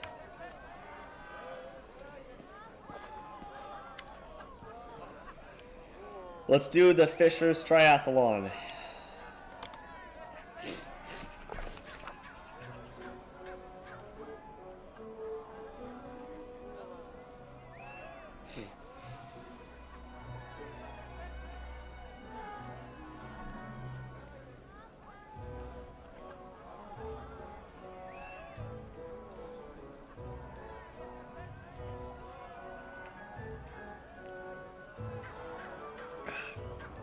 Trumpets sounded over the arena, announcing the commencement of the Fisher's Triathlon. We were to distinguish ourselves in 3 sports, if you could call them such. The first round was fish carrying, if you can believe it. They built narrow bridges over the pits of mud and placed barrels on either end. One side filled with fish, the other side empty. The goal was to get all of the fish from one side to the other, barehanded, without falling to the mud. I'm sure this is just what you imagined for a royal tournament. Throwing fish at your opponents was prohibited, but there was one unofficial but well understood rule in this tournament: don't get caught. We had to decide which of us would participate, as well as how fair we wanted to play. Oh, you know we're going to try to cheat by discreetly throwing fish at our opponents. Competing honestly among such company would be more embarrassing than losing. As Lindsay ran across the bridges with heaps of fish in her arms, she deftly tossed a fish beneath the feet of the Gralton competitor, who slipped and fell into the mud. Another fish found its way right into the Dagger Marks competition's competitor's forehead, sending him down alongside the Graltoner. The judges didn't notice a thing. We won the first round. The second round was untying knots. Competitors would be tied up on poles resembling ship masts, and they had to escape the ropes. We once again had a choice to make. Ooh. We noticed a sharpened coin glistening in the Daggermark competitor's mouth, and the Gralton participant had a blade in hand. We exposed the cheaters, leaving us with fewer rivals.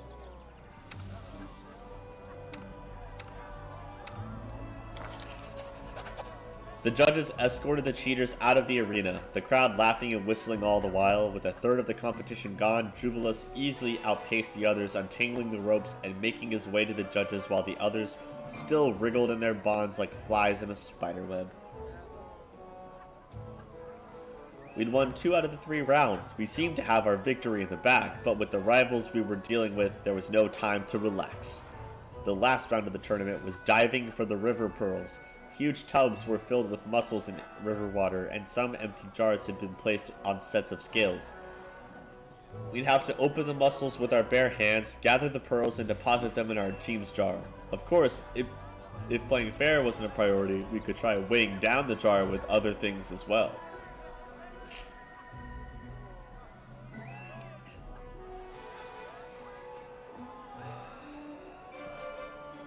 Let's cheat by slipping some pebbles into our jar. Oh no!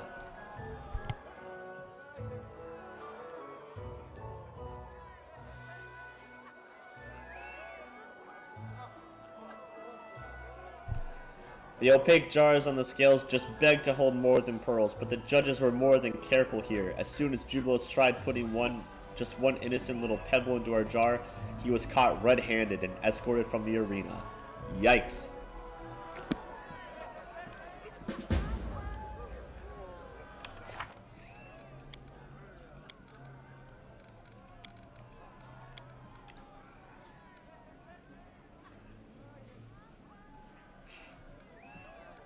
But did we win?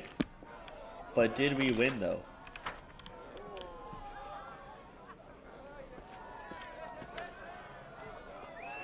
Let's participate in the boasting contest.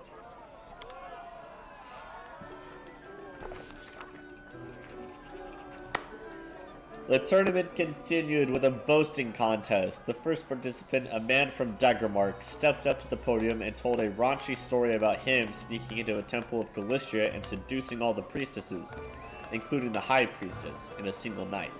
The crowd was particularly amused by the suggestive glances he kept casting toward one of the guests from Taiwan. She simply smiled mysteriously in response. The second participant was a guest from Gralton, who told a completely implausible tale about his travels across other planes, where he battled undead hordes and defeated blood-curdling monster. He was an average storyteller at best. He'd be lucky to get a C for that story at the Academy, but the listeners were inexplicably elated. Suspicious, we took a closer look at the crowd, and, of course, we spotted a bard using some tricks of the trade.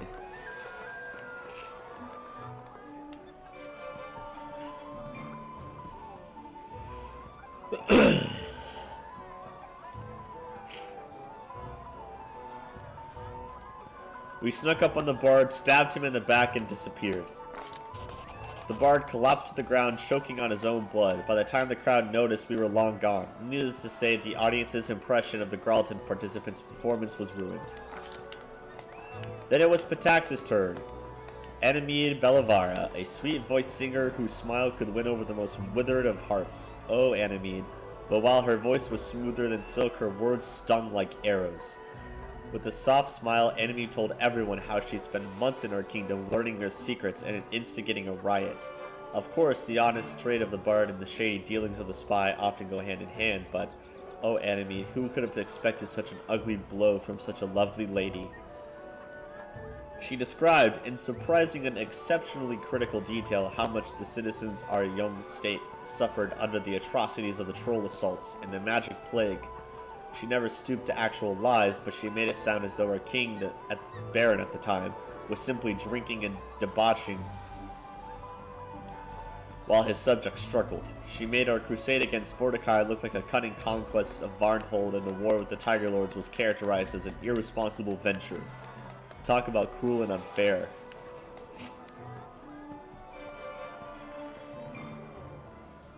We wove an interesting but entirely fictional tale for the audience. Atlas took a deep breath and began lying enthusiastically. He started with the supposedly setting off to snowy woods of Iressen in search for the missing queen of witches, Baba Yaga, which led us to another planet entirely, interfering in a war between dragons. We then went through a portal to another world, one full of previously unseen technologies, where we hunted down Baba Yaga's son, an insane monk who had her trapped in a nesting doll. The audience listened on with rapt attention, their mouths hanging open. The audience hung on his every word, sometimes laughing uncontrollably, sometimes holding their breath to avoid missing anything. Atlas finally brought the story to an end, and the viewers gave him a standing ovation as he left the podium. The woman from Taiwan, a priestess of Galicia, went last. She told stories of her love affairs in faraway countries and other planes, casually mentioning an unpleasant disease she'd contracted over her journeys that took her a long time to get rid of. Hearing that, the participant from Daggermark paled and grabbed at his belt, bringing roaring laughter from the rest of the audience. And finally, the judge announced the winner, Atlas. He walked up to the podium to a thunderous applause and took another bow. Woo! We won that one. Nice job.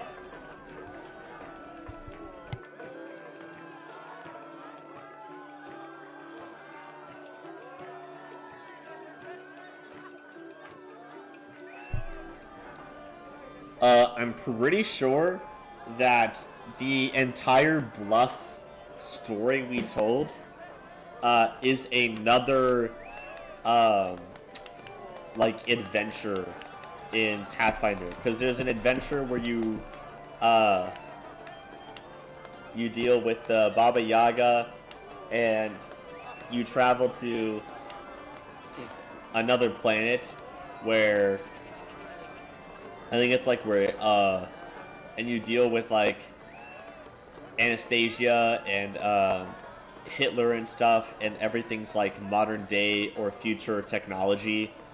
I'm pretty sure that's the exact story that we just told in that bluff, which is pretty funny because I've actually run part of that adventure before, so that's kind of hilarious that that happened.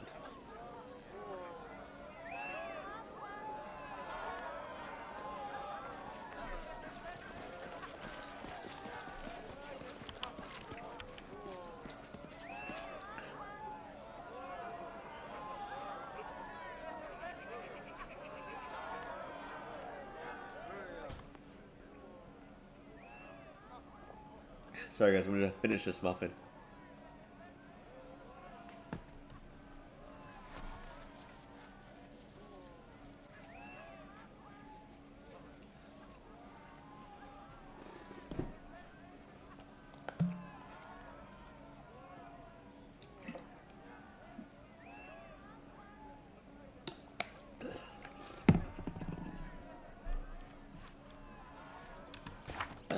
Alright, we saved.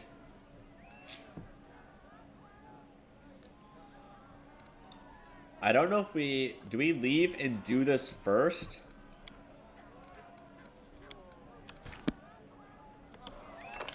Or do we have to wait? I'm unsure. I don't remember.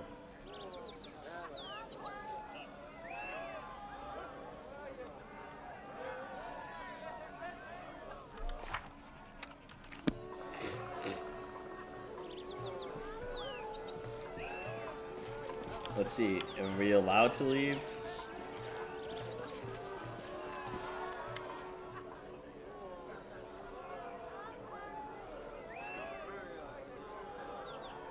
Oh, okay. We have to do this first. Okay, cool. Wanted to make sure.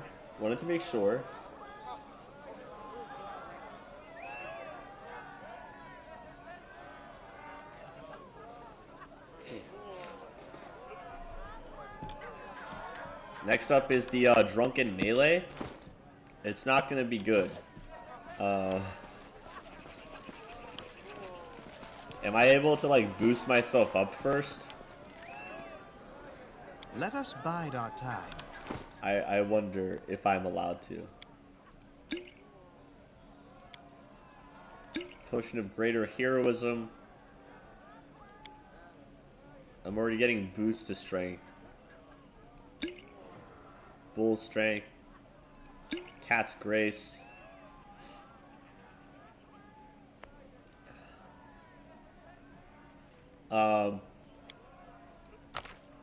Stone skin.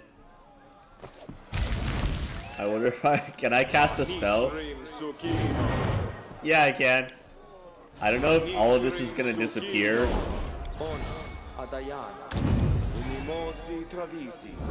But if all of it doesn't disappear, then this is gonna be great.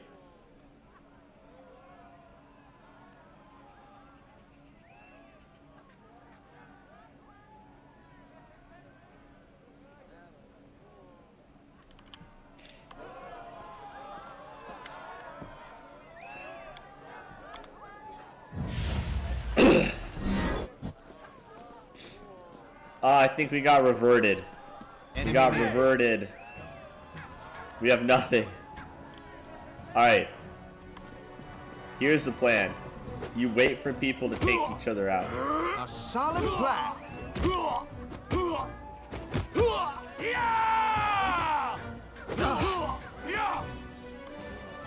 Let's go, kid.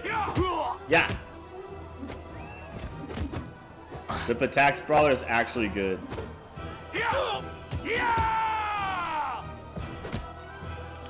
Oh, okay. Let's go, buddy.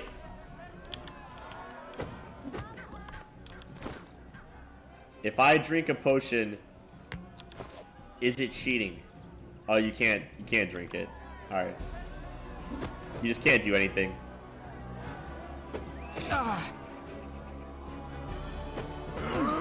This guy's probably gonna beat me.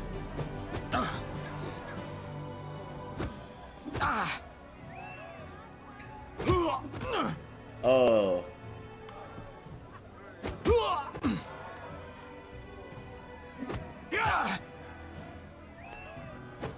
I require healing. I'm so dead.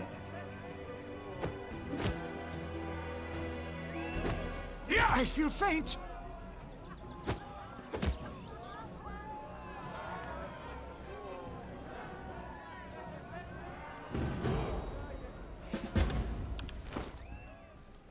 Yeah.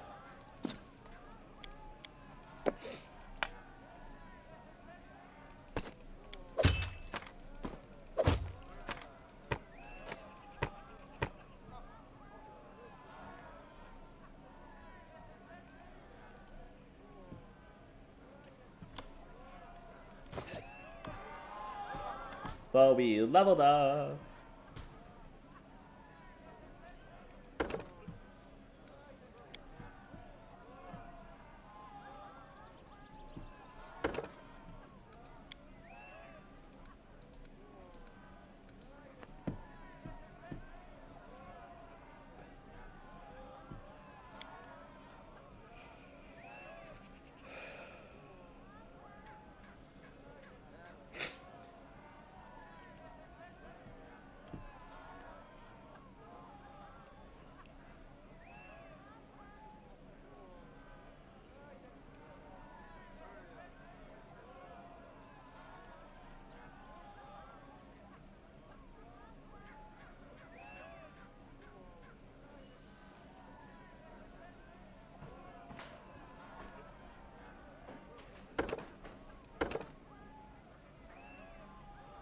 Oh, what do we got here?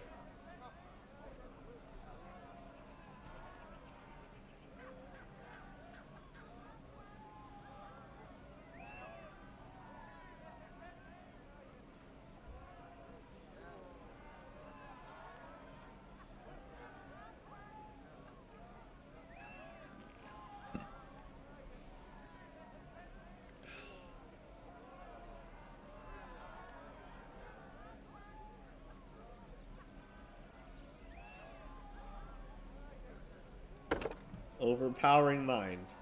Increase my DCs.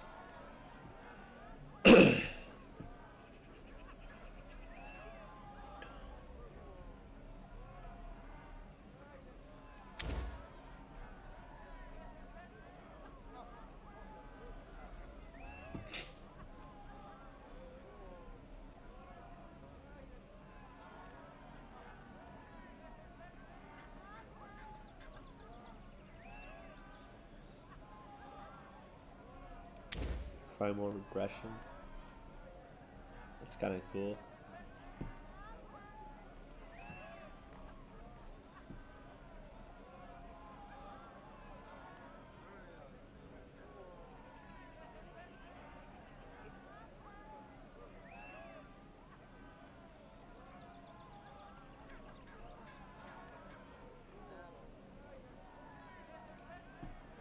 Mage's sword sounds cool. The road awaits.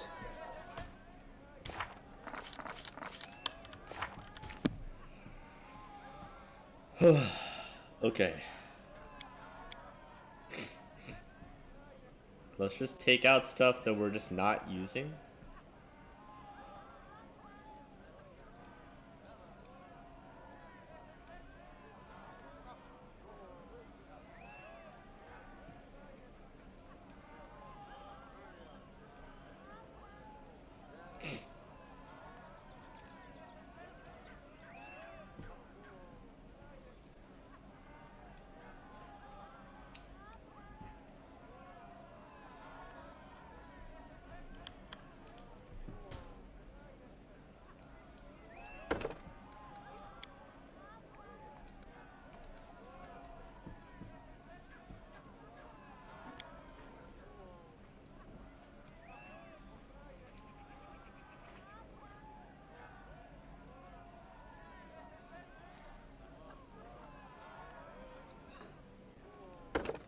Improved combat expertise.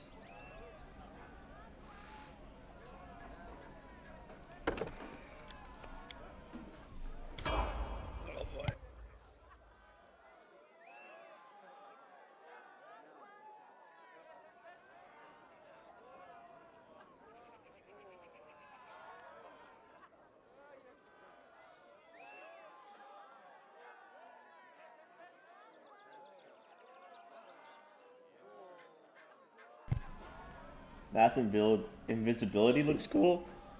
Yeah. Maybe. The thing about invisibility for me is like, once you do anything, you're not invisible anymore. And with real time with pause, it's tricky to like use invisibility to your advantage unless you're like a sneak attacker. So I don't mess with invisibility too much. But if someone ever does use it very successfully, I would love to hear about it. Also, I'm sorry my allergy stuff is happening today. I don't know why it's happening. I'm not a big fan of it right now, but I just want it to stop. Extra performance. Good confidence call, mass. But I do love a good mass spell. Mass spell of anything is good.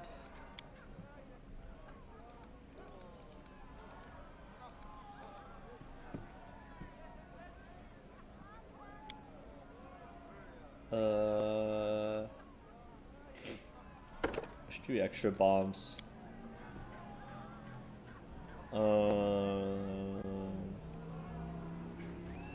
We'll do spell resistance because he can actually use that on himself. Also, have you been giving you enough spells?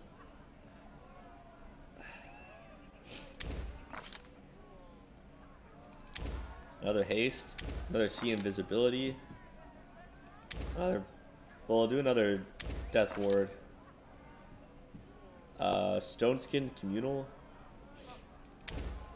No, we'll just do spell resistances because I can do stone skin communal now. So our undead lord lady.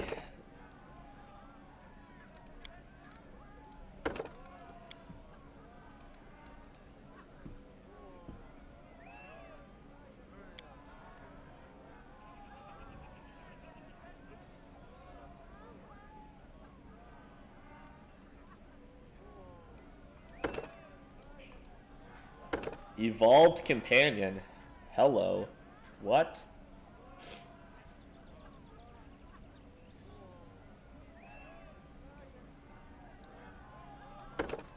Let's give him improved natural armor. That sounds cool.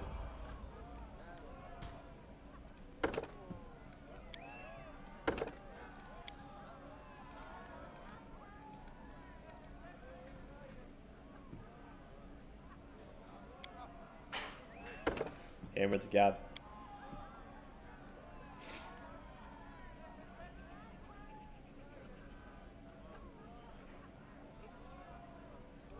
Blue vine trap.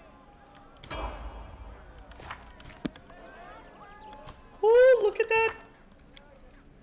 Oh, look at this boy. He's huge. He's huge.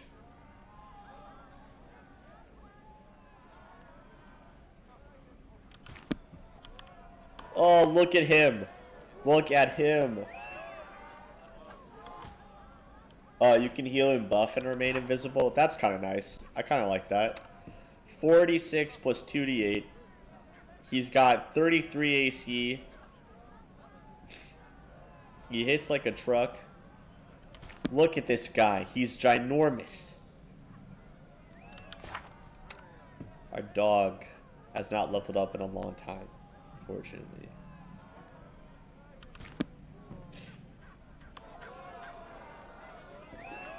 I would not want to be the guy who goes up against that thing. My God. Let's do another bone shatter. We'll do another raised dead. That works. I'll take this out and create undead. That's cool. Horrid wilting.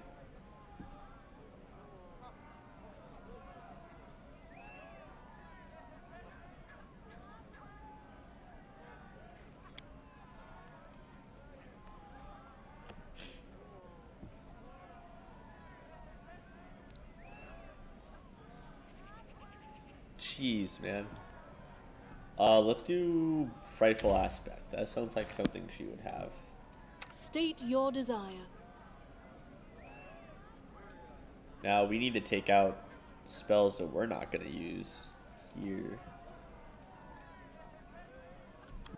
Create undead.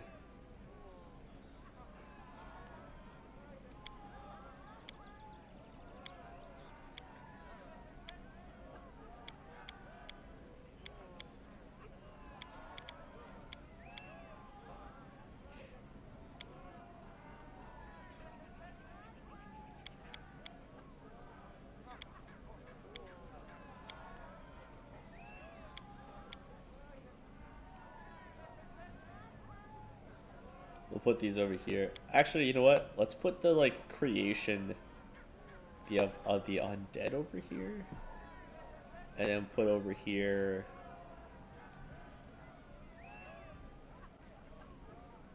raised dead. That way that's kind of all the same. And we still have room for everything. And Lindsay was called forth. We're gonna be using her now. So let's organize her stuff because it's so not organized at all. I love that this guy's huge now. I can't wait for our dog to be huge. Just so beefy. Okay, we've got courage, competence, fascinate, dirge of doom, inspired greatness, blazing rondo, clamor of the heavens, frightening tune, and inspire heroics. And we have soothing performance, and she can cast displacement. Okay. First level spells. Healing, ear-piercing scream, invigorate, vanish, grease, remove fear. Then we have blistering incentive, babble, heroism, blur, glitter dust, eagle's splendor. Then we have confusion, invigorate mass, arcane concordance, good hope, and thundering drums. Then we have virtuoso performance, which we're going to put over here. See invisibility communal, shout, daze mass. We have cacophonous call mass, key shout, joyful rapture, and the song of discord. Yes. Now for you. You have all your stuff, right? Yes. You need to put your stuff here. Why is your food form over there?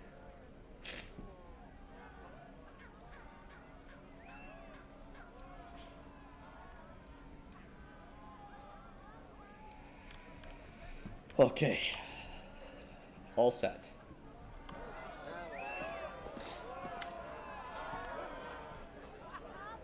I'd like to know who won. Yes, His Highness is just about to make a speech announcing the winner. Look, everyone's gathering around now. Lords and ladies, another Rushlight tournament has come to an end. I'd like to thank all of you who honored this event with your presence. My friends, I'm happy to see all of you, but I'd like to give a special welcome to one guest who found themselves invited here for the first time. Today, we had the Baron, no, excuse me, it's King now, isn't it? Of a majority of what was once the Stolen Lands. Thank you for coming, my darling. I can call you that, right? I thank you with all my heart. This guy's gross. I first learned of him from my friend Stefano Mosconi. To be honest, his report was less than flattering. Impassable swamps, monsters galloping about, and a complete absence of any valuable resources. Nothing more than a dirty hole ruled by another bandit lord, hardly worthy of your attention. That's what he wrote back then. I'm so happy he was wrong.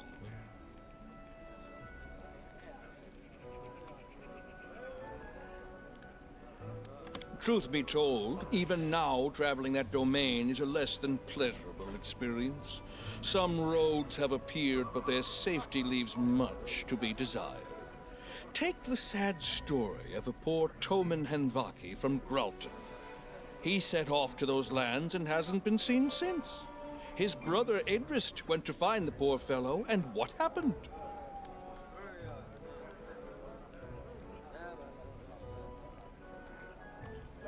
He returned empty-handed. Toman seems to have vanished into thin air, like hundreds of travelers before him. At least Edrist was lucky, I suppose. He managed to come back alive. That's certainly considered fortunate for those who decide to swing through those lands. And the hunt the Baron put on, clearly imitating my tournament, it was beyond description. While guests were out hunting hydras and owl bears, the latter came from behind and ate at the banquet table, along with all the servants. Some celebration, right?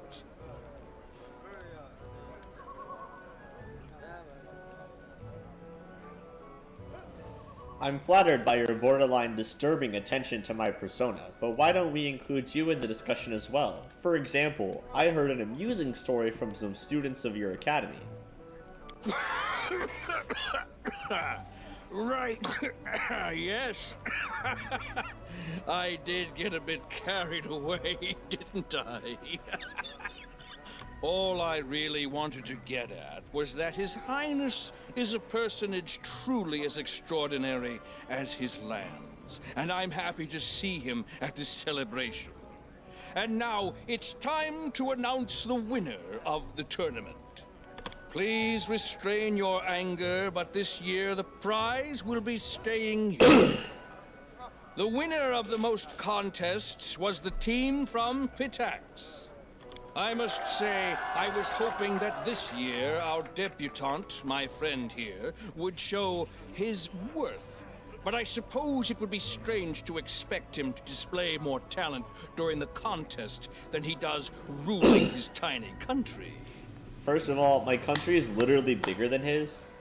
Tiny, why are you so concerned with the size of my country, Irovetti? Are you perhaps trying to compensate for your size elsewhere?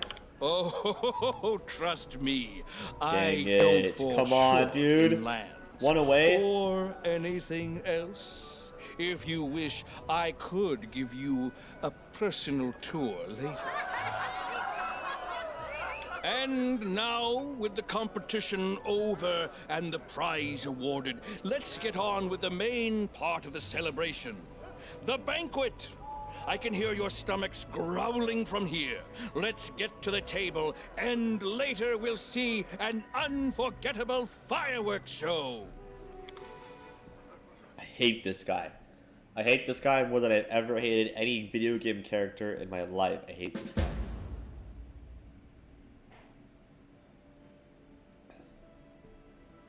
Such a scum.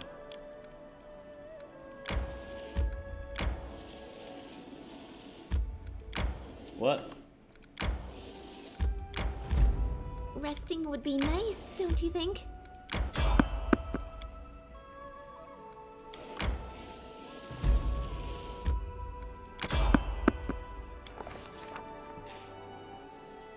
Our travels brought us to Littletown, surroundings in pursuit of the dastardly river pirates who have preyed upon innocent merchants and travelers. It would have been nice to march in, knock some skulls together, and call it a day, but rumors suggested we were heavily outnumbered. Even worse, the villains had set up their camp in a defensible position inside of their boats, protected by the river on one side, a thick forest on the other, and a sticky swamp on the third. Add in a bunch of sentries watching for intruders, and we were in trouble. Thank goodness we had a plan. Right? We circled around to approach from the woods, seeking some game trail or other path that could lead us through the undergrowth. We picked burrs from our cloaks as we reached the edge of the clearing. From there we could see that there wasn't one camp, there were two.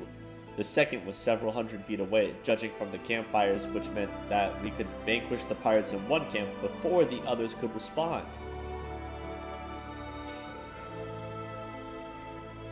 We made a rustling near the boats, hoping to lure and subdue a few sentries. It was exactly the plan you read about in Dashing Tales, and our enemies fell right into our trap. We quietly dispatched the sentries before launching our attack on the remaining pirates. Yes! Oh man. Yeah, I can't... Irovetti, guy just gets on my nerves. Resting would be nice, don't you think? We took out the sentries, let's go. Get up here, guys. Get up, get up, get up, get up, get up, get up here.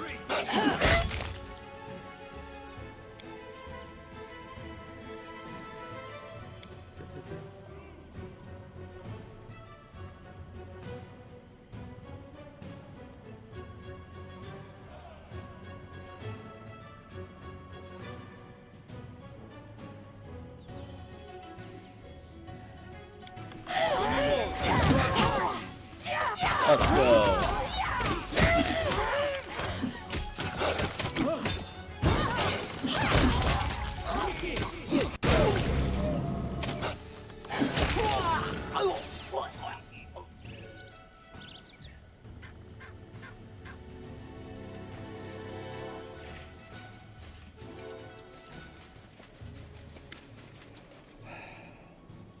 What is going on here? Who dares attack my camp? Well, this throws some sand in the clockwork. The blue outfit Heron's insignia indicate this is an important member of the Riversong Trade House in Pitax, not a pirate. In fact, I'd say that makes us look like the pirates now. I don't know who you are, and any patience I have to hear your excuses as short-lived as you are. If you have something to say, make it good. Recall what you know, what you can about this woman's heraldry. Jeffroy Vascari leads the trade house, and this might be his sister, Ranashala Vascari. As you look down on the enemies you've slain, it seems you haven't attacked a pirate. You've killed influential merchants. This is all a terrible mistake. Explain, quickly.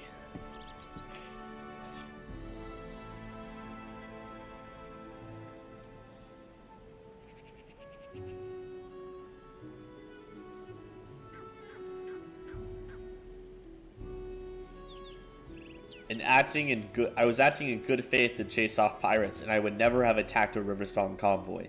Someone provided me the misinformation, likely because they stood to profit if we killed each other. Ah, at last a hint of wisdom. Yes, you're right. Perhaps I was hasty to dismiss you as anything but dim-witted brigands. I am Ranashala Vascari of the Riversong Trade House, not a pirate, who provided you this information.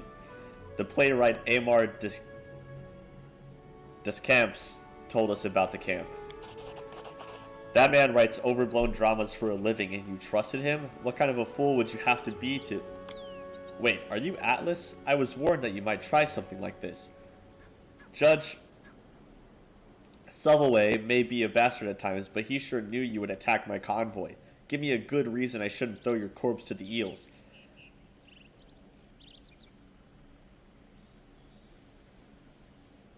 Oh, this is like on +9. Okay. This is clearly a setup, but I have nothing more to add. Either you... Oh, wait. Judge Selvaway, I spoke with him directly, and he insisted that your group were pirates.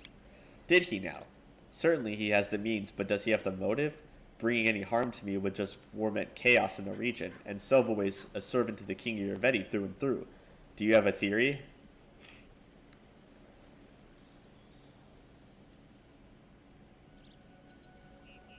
Can you think of something he'd gain from your death?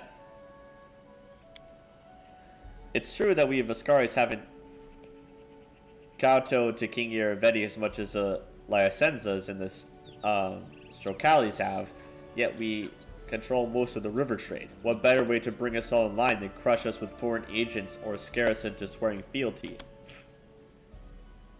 Well then, what do you propose?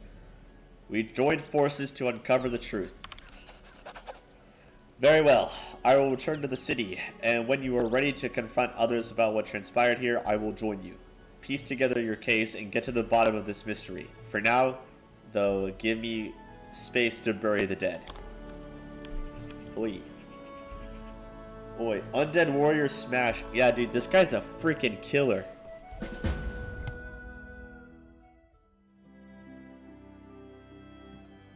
Resting would be nice, don't you think?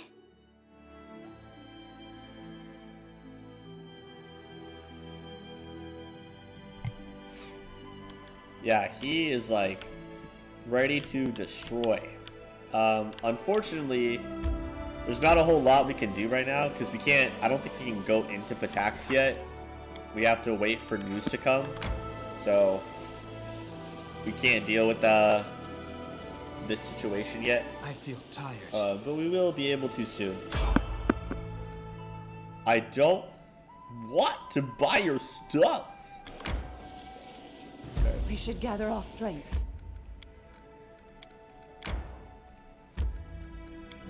Okay.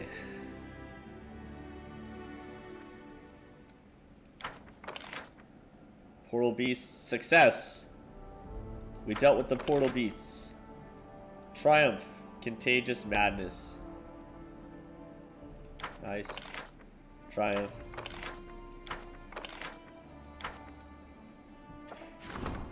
Amiri wants to talk. Okay.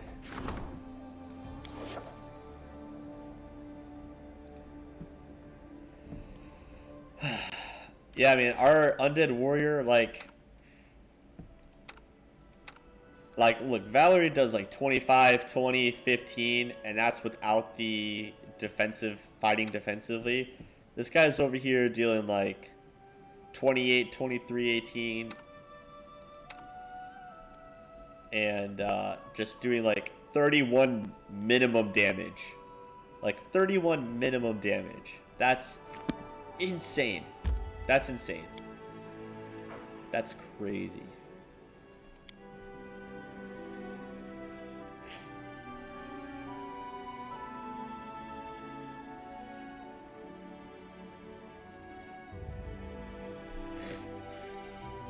He's definitely a better fighter than the wolf, too.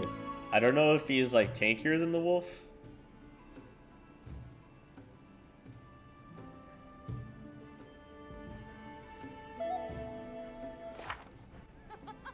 Like, our wolf they have the same AC, and this guy does more damage. So, yeah. He has less health than the wolf does. So the wolf's probably a little bit more tanky, but this guy does the deed. Insane. Corpse Companion, best companion.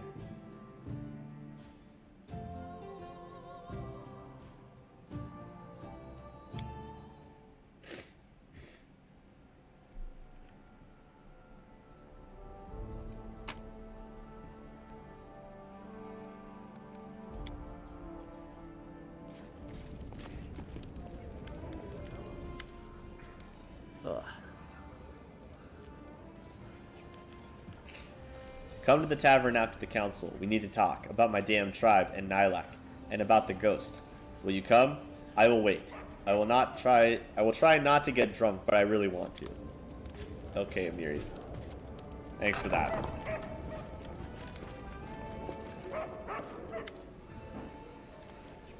Professor, I can't believe you lied to me this whole time. Don't try to deny it. I've heard everything. How you covered for bullies, how it wasn't even Irovetti who fired you, it was Italia. How could you? Lindsay, please calm down. I didn't deceive you. You never even asked about the circumstances of my dismissal, remember? It's, you know, a sensitive subject. I may not have been good enough student to be one of your favorites like Alandi, but I do remember the basics, like the 7 types of lies, and I definitely remember you lecturing on lies of omission. You wanted me to write a book about all the atrocities going on within the walls of the academy, and you left out a pretty big one. You never told me a student died because of you. What other sensitive subjects have you been avoiding? Lindsay, I beg you, please let me explain. Eobald, is this true? Yes, Your Highness, I'm afraid it is. As I devoted all of my attention to developing the talent of my students, I fear I neglected their moral development, and this led to tragic results. But with all due respect to the headmaster Gitarin, I don't believe in incorrigible villainy, especially not at such a young age. Shellen teaches us not to renounce those who stumble, but to give them a chance to reform. I traveled to your lands in hopes of a new beginning for my student and for myself. There is no direct lie. I admit that in some cases I may have concealed or misrepresented some details to protect the innocent, but believe me, it was with noble intentions. Irovetti's atrocities are no secret to anyone, and this book may well bring about the fall of a tyrant, but I cannot allow the Academy to perish alongside Irovetti. There are too many innocents, wonderful artists, poets, and composers who have been tainted by Irovetti's crimes against their will. They stand to lose everything if we publish the truth in its entirety. So to put things simply, the book is full of lies, isn't it? Your innocent colleagues all pander to Irovetti and you wanted to shift all the blame onto him alone so they all come out clean? What I want is to protect the little good that King Irovetti brought into this world. The Academy is more than just wrongdoings and bullying. It's made up of many brilliant artists who have potential to change the world for the better. What do you think, Lindsay? I don't know. Oh, hang on.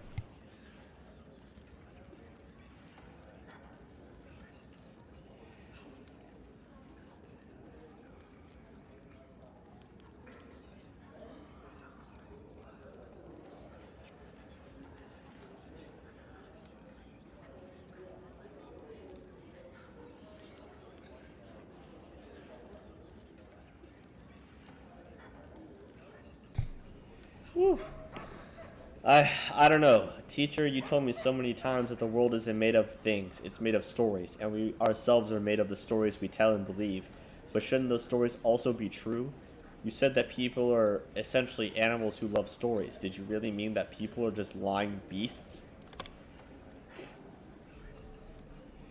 Well, what is the truth then? A precise statement of past events? We're not news shocks or historians bound to precision for the sake of precision. A bard must take into consideration how her story will affect her audience.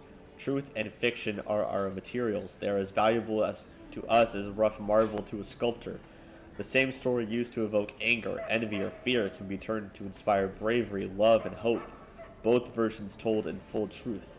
The event at the base of the story aren't what's important. What's important is the lesson you listeners take from it.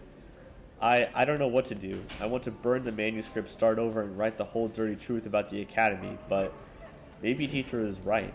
And what would be a horrible mistake? Maybe saving the good the Academy brings is more important than punishing everyone who's guilty.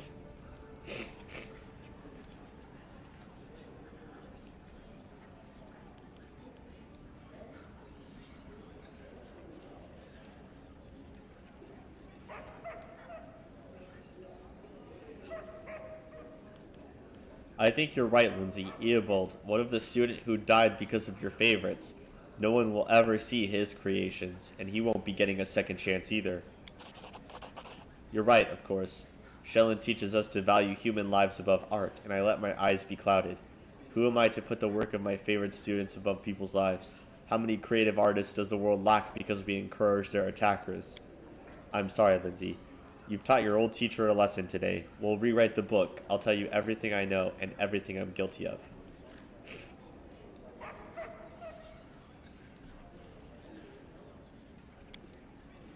Great.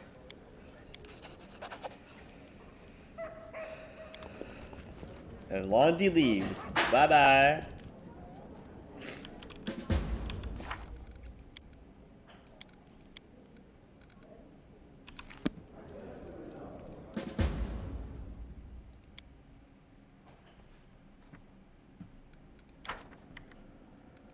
Alright, can I get away with some rank ups? Oh, can we finally rank up our Magister?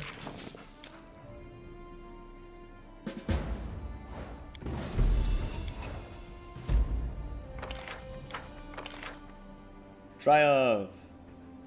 Nice.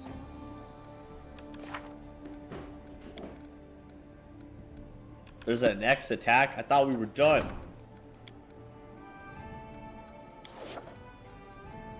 Let's try to rank up again.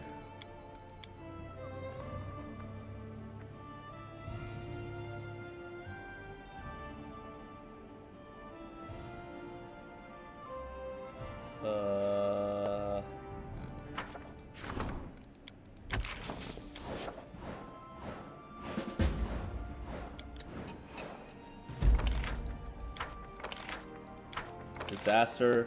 Triumph. Triumph. Success.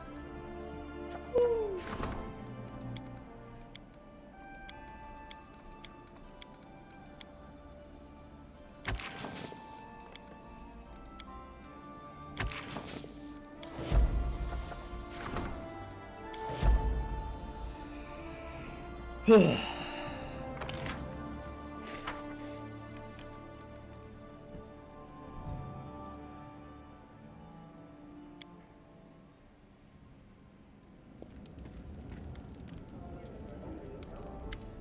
Your Highness, the merchants of the kingdom have a request for you. They are looking to consolidate trade in the farming markets. The farmers will be obliged to hand over the goods to the trade guild at fair market prices, ensuring their prosperity and saving them from trouble of bringing their goods to market.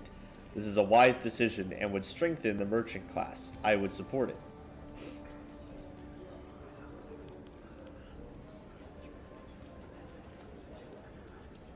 Alright, cool. Let's do it. Trade through the guilds. Woohoo! Hey, Val. Alice, your kingdom is growing bigger. No matter how many advisors you hire, your officers can't address every problem and issue. A monarch should have vassals, knights, mayors, guild leaders, local chiefs, and elders. If they want that, if it is they that form the natural aristocracy, the high society of any kingdom. There was a time when bandit chiefs were the aristocracy of the Soil Lands, but we put an end to that. Many knights of honor now look to serve you, to become your faithful vassals and enforce the laws of your lands. It's only natural that the law now rests on the shoulders of your royal vassals, not representatives of the people. Mayor and chiefs come and go, but aristocrats remain, committing themselves to a ruler and praising worthy successors from a young age. They are obliged by nobility that naturally arises from the responsibility of their subjects.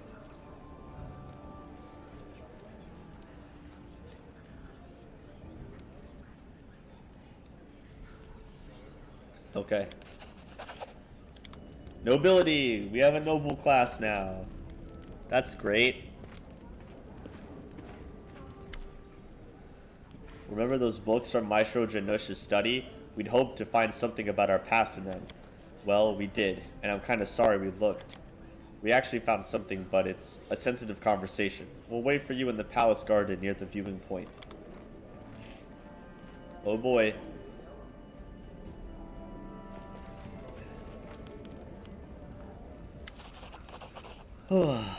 We did it.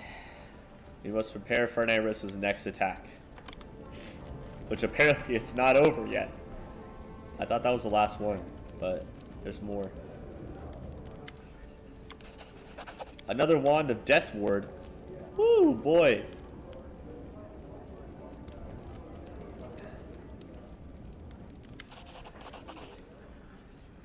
Cool.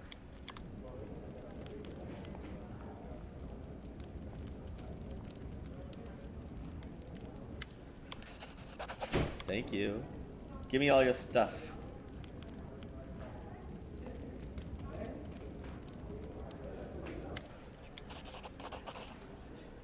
Oh, okay.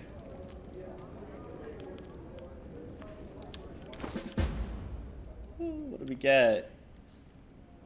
Poison spell 3 times per day. Your ring allows them to use it for 5. Oh, if they have the invisible thief ability. Okay, we don't. Plus hands.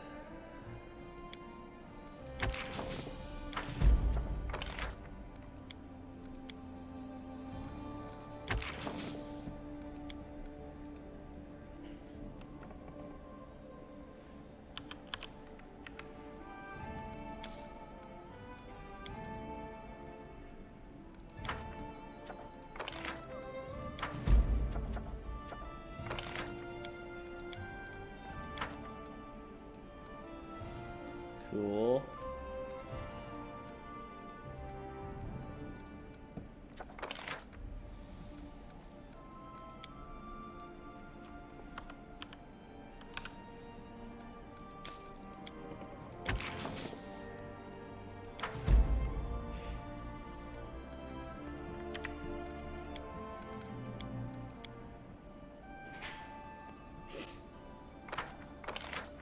Can we rank up some more? Oh, we can rank up the minister, finally. Oh, lordy.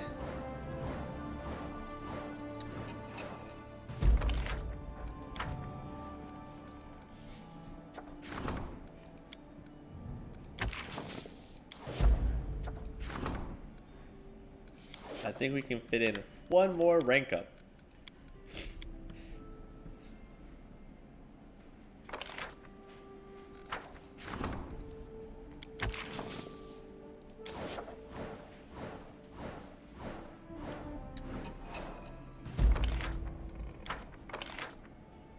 Oh. Triumph. Success. Ruler's competition. Huh. We're not going to give points for an opportunity.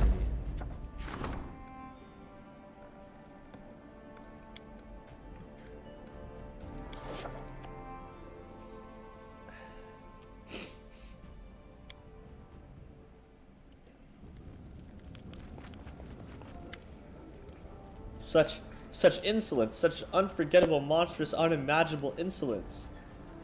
What happened? The throne, the royal throne, This is unexpected. I'm surprised by your self-control. If I were you, I'd go on a rampage. Shameless scum, how could they go and rob the royal palace and the king still alive and well? In fact, our case is blatant and extraordinary, but hardly exceptional. Word on the street is that the local population has become sick and tired of thieves. They break into people's homes, bypass the locks and latches, and steal everything they can. Alright, where should I begin? Just start with interrogating potential witnesses. I think the captain of the guard was in the palace when it happened. He was the one who discovered the throne was missing at least. Then you should go to the city. I heard the smith was robbed recently too. Maybe he can give you some clues? Also, if I were you, I'd talk to the trader. He might have some hints as to who may be selling stolen goods. Don't forget to visit the innkeeper. Who better to glean information from any trouble? Okay. Yikes.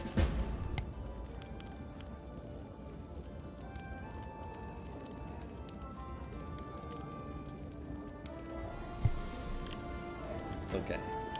We had other stuff in here to do though, so I'm going to come back into the room and hopefully we'll continue where we left off there.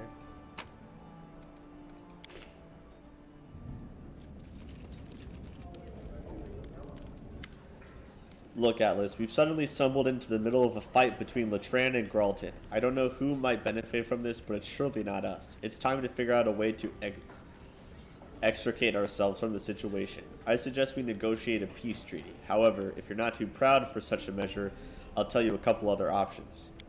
Gralton has many groups vying for the power. The Wise, the Order of Vengeance, and the Nameless. The Hand that takes... the Directorate, and many other fancy names. They are also the people of the Haladin Tarne, Castle Tarne, speaking of which, they're cousins. The former is the army general, and the latter is the leader of the sentry guard. Haladin is a wild daredevil, while Castle is a careful fool.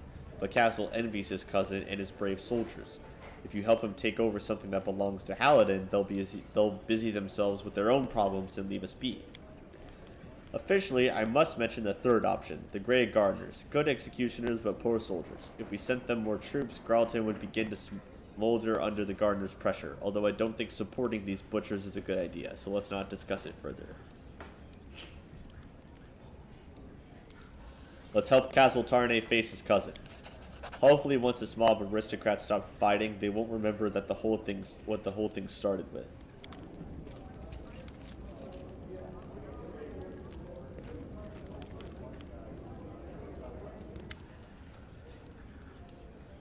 Your subjects already celebrate your wisdom and fairness. I think they should be reminded of your captivating beauty. It's high time to make everyone in your kingdom carry your portrait with them, a profile minted in gold. Our trade depends too much on the coins of others. Constant rate fluctuations make our money changers rich at the expense of everyone else. Your country needs its own real currency. I have a plan that will make coins decorated with your noble profile far more valuable than the gold they are made of. Soon, after minting the coins, we will announce that taxes can only be paid with these coins. I like your plan. We're gonna have minted coin.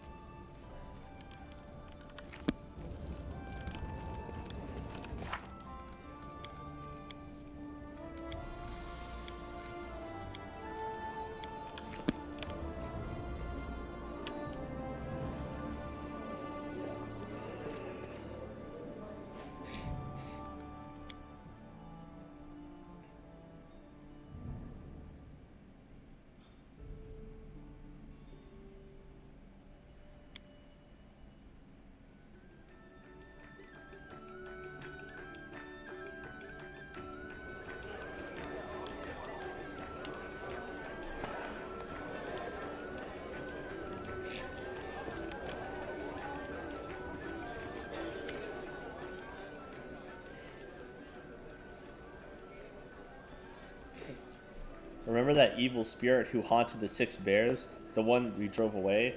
Well, don't think I'm crazy, but he visited me in a dream. Says I'm a thief because I stole a sword, remember? That's that big one? Armag broke it. Also, says he has all my tribe as hostages. All of them. Nylak too. Says they will be dead if I don't return the sword. Where is he keeping your tribe? He said, first I have to fix the sword, and then he will tell me where my tribe is. Alright. I'll see what I can do.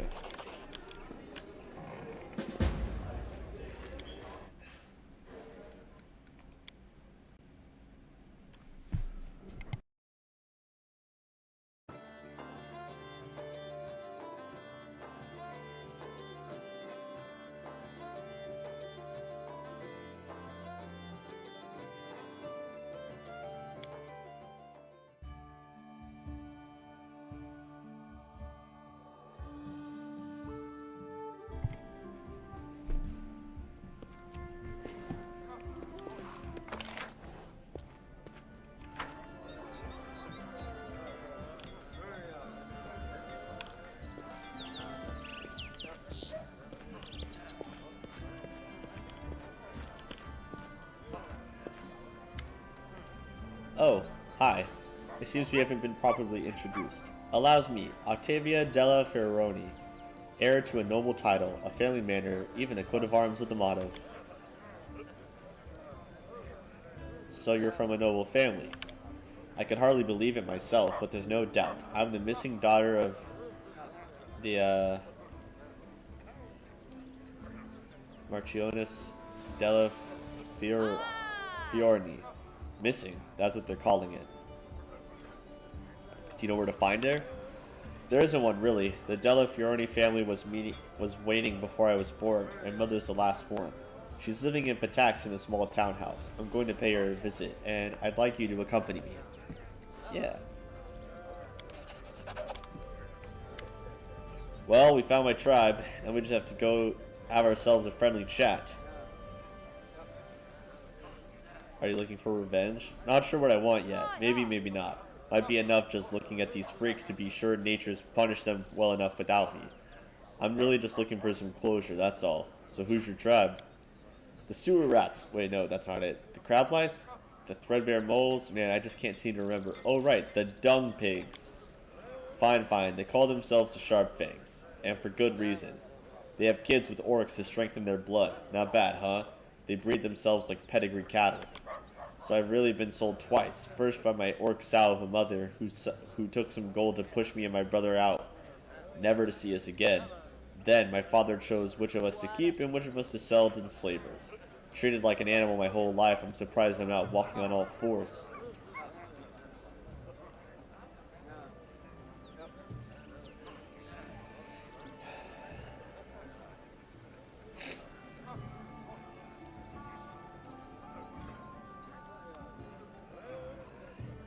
You don't bark, though. You go straight for the throat. Everyone who helped make you an animal will regret it bitterly. That's for sure. Right, the scum will get what they deserve. Alright, let's do it. Let us be careful.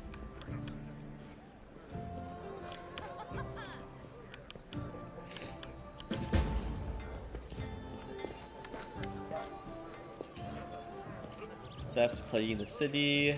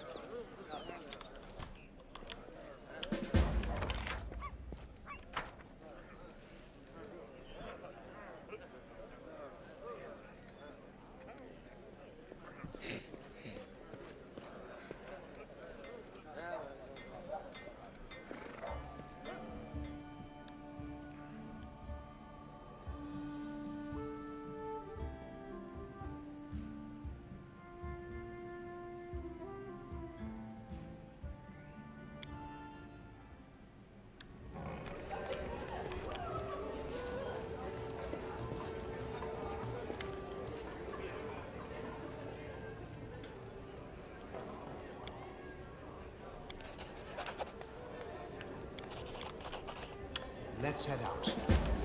Okay, so Virgil saw a magic portal. The thief who robbed him escaped through it. The captain said the throne was taken by someone inconspicuous. The guard didn't even notice the villain behind the massive chair that he was dragging along the corridor. The trader reported that the stolen items hadn't appeared on the underground market. It seems the thief must be selling all his dishonestly obtained wares by himself. Alina said that the thieves' choice of loot is odd. They'd take both valuable items and worthless trinkets. Tread.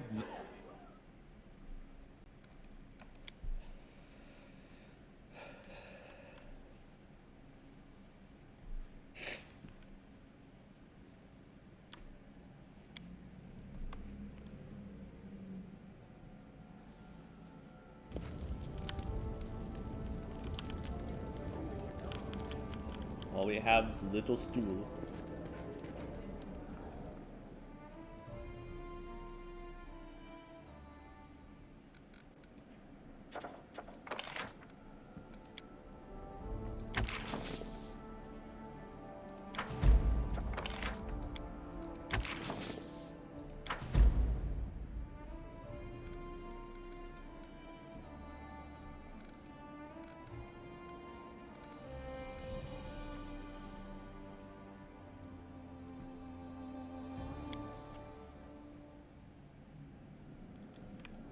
Everyone's gonna be going after it now.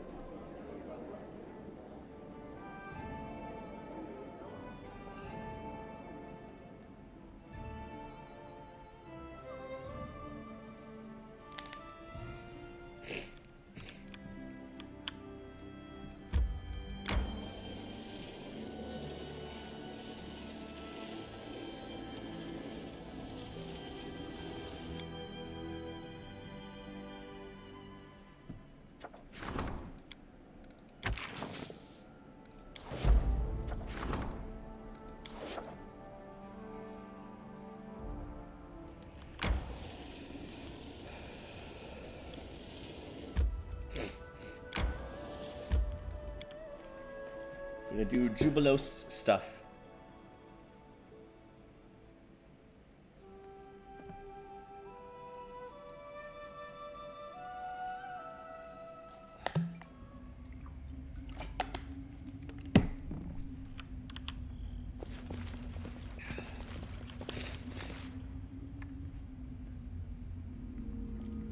The path is clear.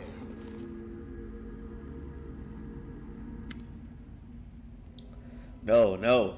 We need to try again. The door will open. I promised them. I promised. Who are you, ghost? I promised them. I promised them to open this door, to return everyone home. Who am I? I am Zay, a wizard. I am the one who brought everyone here. This place. Once the Lantern King himself opened a gate from his dominion to glory in here. He abandoned this road, but I thought I could open the portal again, or ask for help from an eldest. Return all of us home. I was wrong. The door didn't open. We all lost color, one by one. Poor creature. You should not have relied on the mercy of the gods. What happened to you? I lived a long, long life there, in the first world. Many long lives. I traveled, I created, I danced upon the edge of the abyss and fell into the clouds. I died to be born again, with none of my strengths and skills, but all of the memories of the wonders I'd seen. But eternity can become tedious, even for a soul that's forever young. Many older gnomes suffered it even before we knew what the bleaching was. Sooner or later, there's not enough novelty anymore, so we all grew fascinated with a new game, death. One of the eldest created it. Of course, he was just borrowing it based on his observation of the true gods. He drew a string of the River of Souls and created his own little circle of births, deaths, and judgments, imitating the almighty Pharasma. He judged the souls that he owned and determined their further paths. It was so new, so exciting. Many gnomes volunteered. If not us, then who? But those who take from the goddess of death must be ready for the consequences. The Lady of the Graves brought her wrath upon this creative eldest. He was stripped of his power and forever doomed to serve in her court. And we gnomes, we were torn from the first world and bound to the River of Souls just like all creatures of the material plane. Thereafter, we lived like the rest, died like the rest, and learned all of the pain of the bleaching. Our game has become our reality, and no longer could we tire of its fun and return to another one. But how? It's all so sad. My thoughts are scattered, crying all over. But this is not at all how I supposed it happened. Respected Zay, I understand that your condition does not allow for long conversations, but perhaps you could tell me. Of course I could. I could do many things. I tried many ways to open the portal. Everything except a sacrifice. A little blood would come in handy. Make an epic pose. I need inspiration.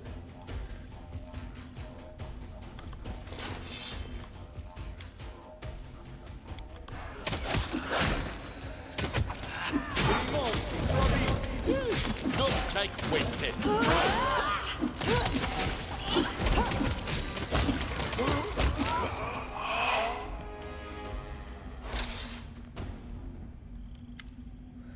I promised. I promised. I promised.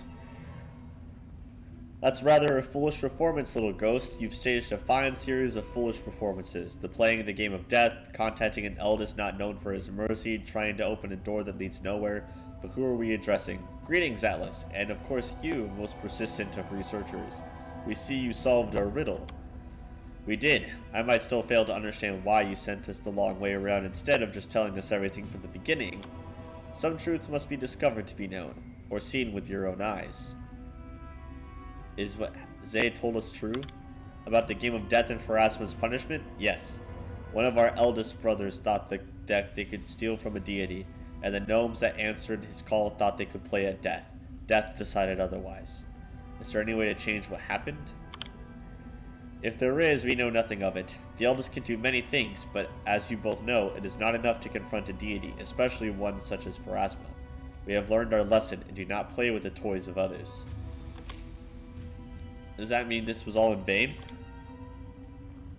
Of course not. The journey is often more important than the destination. Be satisfied with the secret you have won. The day I can simply be satisfied with something, I'll bleach. You say we learned our lesson. Oh wait, why are you here? The right question at last. As I suspect you've realized, there's no way to save all the gnomes from the bleaching. You cannot return them to the first world and restore their connection to the homeland. And even if there were such a sufficiently desperate and powerful creature ready to do it, their actions would not be looked on mercifully by the Lady of the Graves. Though it cannot be done for all, it can still be done for one. We are ready to offer this gift as token of our appreciation for your exciting adventure and your solution to the riddle. Do you hear, Sir Jubilos? You personally may become reconnected with the First World. You won't be entirely protected from death if you remain on Galorian, but you will be forever spared from the bleaching. Whenever you visit the First World, which we are aware you desire passionately, then you will be as immortal as any Fae. If this gift cannot help the whole gnome race, then I have no need of it. Of course, I'm not immune to vanity, but I've always been ready to share the burden of mortality with the others who bear it on their shoulders. I'll even keep wearing these stupid glasses. I'll survive without the immortality of the First World and face the bleaching when it comes, as all gnomes have done before me. Stupid gnome, very, very stupid. I thought better of you with a mind like yours, and believe me, that's no easy sentiment to draw from me.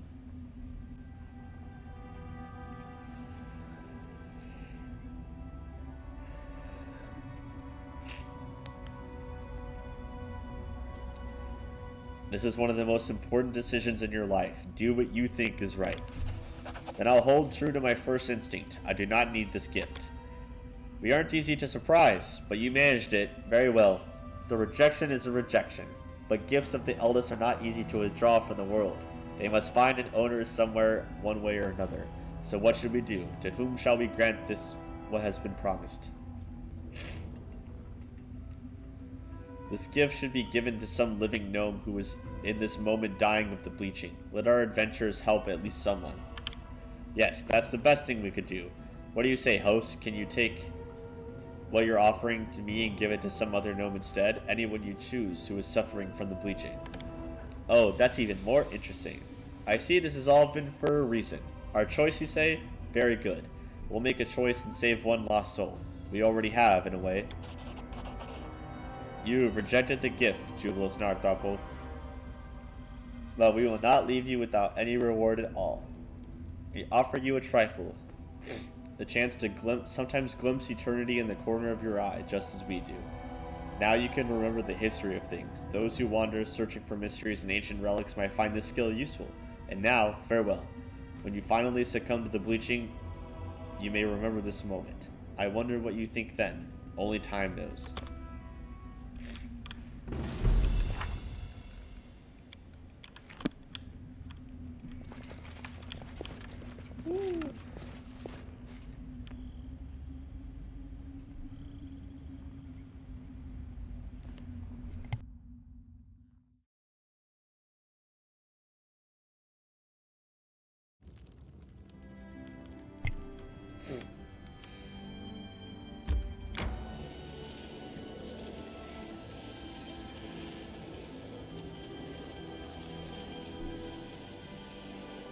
resting would be nice, don't you think? Ugh.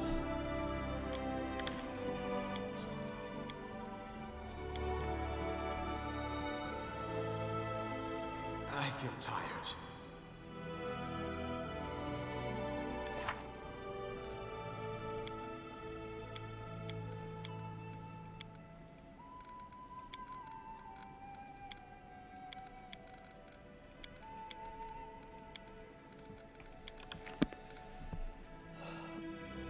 Ugh.